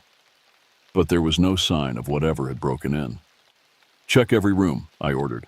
"Make sure it's clear." We moved through the cabin methodically, finding destruction in every room but no intruders. The back door had been ripped completely off its hinges, providing another easy entrance. Whatever had done this had been incredibly strong. "It's looking for something," Jonah observed, gesturing to the systematic way the place had been ransacked. "Or someone," Noah added grimly. As we finished checking the second floor, a scream echoed from outside, high-pitched and terrified. We rushed to the window in time to see River emerge from the trees, running at full speed toward the cabin. Behind him, moving with that same unnatural loping gait I'd glimpsed the night before, was a large, dark shape. It's chasing him, Kaya cried. We thundered down the stairs and out onto the porch. River was halfway across the clearing, his face contorted in terror. Run, I shouted. We'll cover you. Jonah and Liam rushed forward with their weapons while I kept watch for any other threats. River sprinted the final distance to the cabin, collapsing on the porch steps, gasping for breath. Where's Zoe? Noah demanded, helping River inside. It got her, River panted. We were running, and it came out of nowhere. Grabbed her. I couldn't help her. Another friend gone. Anger and grief welled up inside me, replacing the fear that had dominated since the first attack. We're getting out of here, I decided. Right now, we grab what supplies we can and make for the vehicles. But Miles and Zoe, Kaya began. Are gone, I cut her off, hating the words even as I said them. And we'll be next if we stay. No one argued. We gathered what remained of our supplies and weapons, then huddled at the front door, planning our escape. The SUVs are about 100 yards away, I said. We move together, watch all sides. Once we reach them, we don't stop for anything until we're back to civilization. Everyone nodded, faces grim and determined. Our carefree vacation had turned into a fight for survival, but I was determined that no one else would fall victim to whatever hunted these woods. On three, I said, hand on the door. 1, 2, 3. We burst out of the cabin and ran toward the parked vehicles. I kept expecting to hear growls or see shapes emerging from the trees, but the forest remained still and silent. We reached the SUVs without incident, piling into the lead vehicle, my own, for safety and numbers. I turned the key in the ignition, praying it would start. The engine coughed once, twice, then roared to life. Relief washed over me as I threw it into reverse, then stopped cold as I saw what was in the rearview mirror. Standing directly behind our vehicle, blocking the narrow track that was our only way out, was a figure. At first glance, it appeared to be a man, tall and thin, dressed in what looked like animal hides. But as I stared, the figure seemed to shift and change, its proportions becoming more animal-like, then human again, as if it couldn't quite decide what form to take. What is that? Noah whispered from the back seat. A skinwalker, Kaya breathed. It can shift between human and animal form. As if hearing its name, the figure's head snapped up, revealing a face that wasn't quite human. The features elongated, the eyes too large and reflective, the mouth stretched in a grin that showed too many teeth. And then it spoke, in a voice that was both human and not, the words in a language none of us understood, but the threat behind them was unmistakable. Drive, Jonah shouted. Run it over if you have to. I slammed my foot on the accelerator, but the engine sputtered and died. I tried the key again. Nothing. Whatever this thing was, it had disabled our escape. The other vehicles, I said, already opening my door. Wait, Kaya grabbed my arm. Look! More figures had emerged from the tree line, 3, 4, 5 of them, all with that same not quite human appearance. They moved with eerie coordination, surrounding our position. We're trapped, River moaned. I closed the door, blocking it for whatever meager protection that might provide. The others did the same, huddling low in their seats as the creatures circled our vehicle. What do they want? Liam whispered. Why are they doing this? We trespassed on sacred ground, Kaya said quietly. This area has significance for the native tribes. We're intruders here. The first figure, the one that had been blocking our path, approached my window. Up close, its face was even more disturbing. Features that seemed to flow and shift, never quite settling into one form. It tapped on the glass with long, claw-like fingers. Don't open it, Noah hissed. No matter what.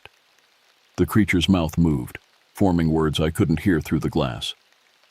Then it stepped back and made a gesture to the others. They began to move in unison, circling the vehicle, their movements becoming faster, more frenzied. What are they doing? River asked, his voice barely audible. The answer came in a horrifying display of transformation. Before our eyes, the creatures began to change, their bodies contorting, limbs elongating, faces stretching into muzzles. Where there had been humanoid figures now stood massive wolf-like creatures, their red eyes fixed on us with predatory intensity. They're going to attack, I realized. We need to make a run for the cabin. We'll never make it, Jonah argued. We can't stay here, I countered. They'll tear the car apart. As if to prove my point, one of the creatures lunged at the rear of the vehicle, rocking it violently. Another joined in, claws scraping against metal with a sound that set my teeth on edge. "The moment I give the signal, everyone out the driver's side door," I instructed. "Stay together and run like hell for the cabin." No one looked happy with the plan, but no one offered a better alternative either. I reached for the door handle, waiting for the right moment.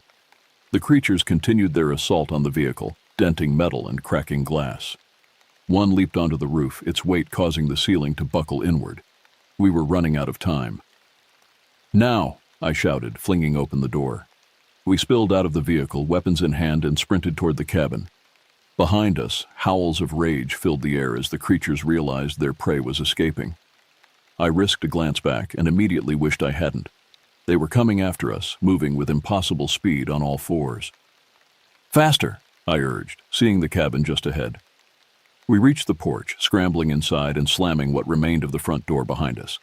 Jonah and Liam dragged a heavy bookcase in front of it, while Noah and River rushed to secure the back entrance. "That won't hold them for long," Kaya said, watching as the creatures surrounded the cabin once more. "Not after what they did earlier." She was right. We needed a better plan than just hiding. I tried to remember everything Kaya had told us about skinwalkers, searching for any weakness we could exploit. "In the stories, there must be some way to kill them," I said, turning to Kaya. "What did you read about that?" She thought for a moment. "According to lore, a bullet or knife rubbed with white ash might work." "White ash," I repeated. "From the fire." I rushed to the hearth, where embers from the previous night's fire still glowed. Using a poker, I sifted through the ashes, finding patches of the fine white powder that Kaya had mentioned. "Get the weapons," I called to the others. "Anything with a blade or a point." They brought our meager arsenal: the hunting knife, the axe, several kitchen knives, and a few sharpened sticks we'd crafted the night before. One by one, we coated the blades and points with white ash from the fireplace. Outside, the creatures had begun their assault on the cabin once more. We could hear them tearing at the walls, throwing themselves against the doors and shutters. It wouldn't be long before they broke through. "We need to split up," I said, distributing the weapons. "Cover all possible entry points. If they get in, aim for vital areas: throat, chest, eyes." "Split up?" Noah echoed incredulously. "After what happened to Miles and Zoe?" "We don't have a choice," I replied grimly. "If we cluster in one spot, they'll overwhelm us." Reluctantly, we took positions throughout the cabin. Kaya and I covered the main room, Jonah and Liam the back entrance, Noah one side of the cabin, and River the other. We waited, weapons ready, as the attack intensified. The first breach came at the back door. The bookcase we'd pushed against it toppled forward as something massive slammed into it from outside. Jonah shouted a warning as one of the creatures squeezed through the gap, its red eyes fixing immediately on him. "Remember, white ash!" I called, already moving to help. The creature lunged at Jonah, who managed to sidestep the attack and swing his ash-coated axe in a wide arc. The blade connected with the creature's shoulder, drawing a shriek of pain and fury. But instead of falling, it rounded on him again, seemingly more enraged than injured. Before it could attack, Liam stabbed forward with his ash-covered hunting knife, catching the creature in the side. This time, the effect was more dramatic. Where the blade touched, the creature's flesh seemed to sizzle and smoke. It howled in agony, twisting away from the knife. "It works!" Liam shouted. "The ash works!"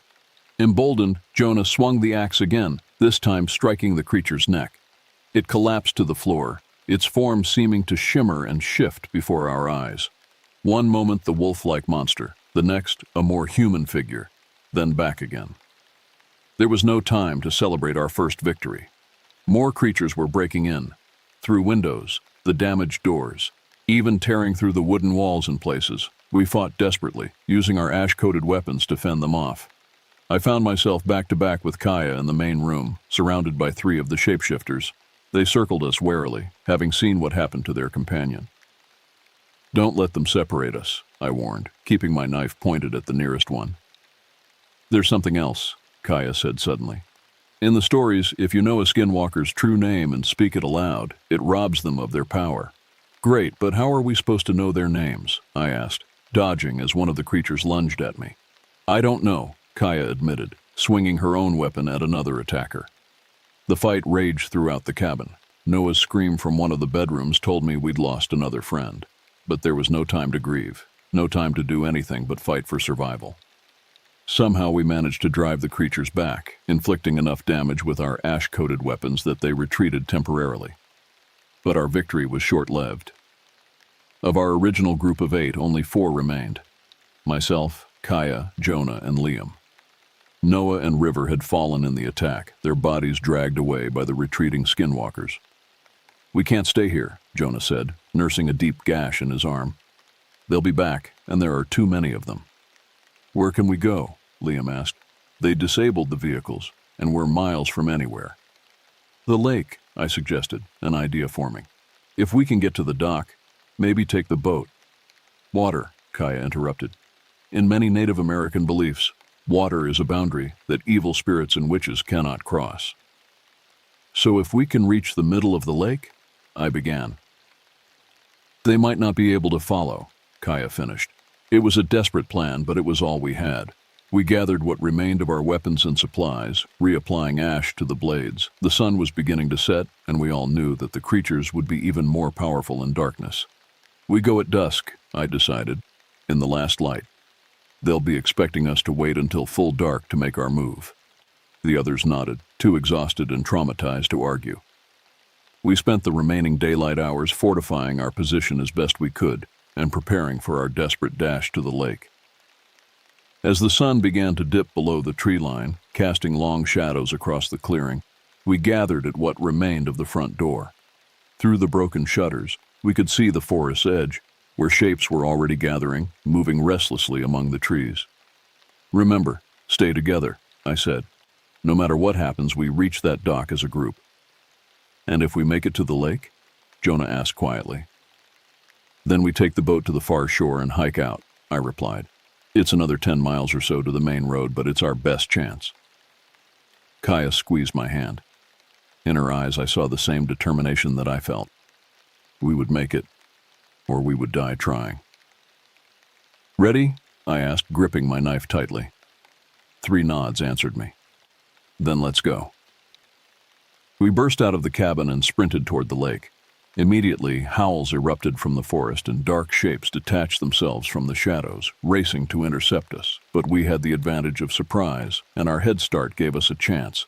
The dock was just ahead, the small rowboat still tethered where we'd left it days ago, in what now seemed like another lifetime. 50 yards, 40, 30, we were going to make it. Then Liam stumbled, his foot catching on a root. He went down hard, and before he could regain his feet, one of the creatures was on him. His scream cut through the twilight air, then was abruptly silenced. "Keep going," I shouted as Jonah hesitated. "We can't help him." We reached the dock, our feet pounding on the wooden planks. Behind us, the creatures were closing in, their howls triumphant. Jonah leaped into the boat first, helping Kaya in after him. I was last, untying the rope with fumbling fingers as the lead creature reached the beginning of the dock. The knot came free just as the creature launched itself at me. I fell backward into the boat, narrowly avoiding its reaching claws. Jonah shoved us away from the dock with an oar, and we began to drift into deeper water. The creature stood at the edge of the dock, its form shifting between human and beast as it watched us escape. Then, to my horror, it stepped forward, not into the water, but onto it. Its paw-like feet didn't break the surface, but rested upon it as if the lake were solid ground. "That's not possible," Kaya whispered. "They shouldn't be able to cross water." But the creature took another step and another, walking on the surface of the lake toward our slowly drifting boat.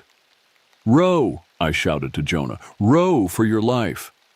He didn't need to be told twice, dipping the oars into the water and pulling with all his strength. The boat began to move faster, but the creature kept pace, its red eyes fixed on us with malevolent intelligence. Then it spoke again, in that same inhuman voice, words that seemed to float across the water's surface. Tsibi Hasdili, the name of the lake, Whispering Pines, in Navajo. And with a shock of realization, I understood. "It's their sacred place," I said. "The lake itself is part of their territory, their power." "Then we're trapped," Jonah said, still rowing desperately. "There's nowhere to go." I looked back at the creature, still pursuing us across the water's surface. Behind it, more shapes had gathered at the shore. The rest of the pack, watching, waiting. The creature took another step toward us, and in that moment I made my decision. I stood up in the boat, causing it to rock precariously. "What are you doing?" Kaya hissed, grabbing my leg to steady me. I didn't answer. Instead, I fixed my gaze on the approaching skinwalker and spoke a single word, the name I'd heard it use, Sebi Hazdili. The effect was instantaneous. The creature froze, its form flickering rapidly between human and beast. A howl of rage and what sounded almost like fear erupted from its throat. The surface of the lake beneath its feet seemed to ripple and give way, and for the first time the creature's confidence faltered. "Its name," I called out. "In the stories, if you know a skinwalker's true name and speak it, it robs them of their power." "Sebi Hazdili," Kaya repeated beside me, her voice stronger. "Sebi Hazdili." Jonah joined in, and together our voices rang out across the water. The creature's form seemed to become less substantial with each repetition, its howls turning to shrieks of agony. The water beneath it was no longer solid, and it began to sink, flailing as it was pulled under the dark surface of the lake. On the shore, the other creatures retreated into the forest, their howls fading into the gathering darkness. Whatever connection had bound them to this place, we had somehow broken it, at least temporarily. "Will they be back?" Jonah asked, still gripping the oars tightly. "I don't know," I admitted, "but we should keep moving." We rowed to the far shore in silence, each lost in our own thoughts, mourning the friends we'd lost. As we pulled the boat onto the rocky beach, I turned to look back at the cabin across the lake. In the last light of day, it looked peaceful, almost inviting, a deception that had cost 5 lives. "We have a long walk ahead of us," I said, helping Kaya from the boat. "And we need to warn others. No one should come to this place." Kaya nodded, her face resolute, despite the exhaustion and grief etched into her features. The stories were true, all of them, and we need to make sure they're not forgotten. Together, the 3 of us turned our backs on Whispering Pines and began the long trek through the wilderness, carrying with us a warning as old as the land itself. Some places belong to forces we cannot understand, and some legends exist for a reason. Behind us, as darkness fell completely, a single howl rose from the forest, a reminder that the skinwalkers remained, guardians of their ancient territory, waiting for the next unwary travelers to cross their path. But not us. We had survived to tell the tale, and in the telling, perhaps others would be spared our fate.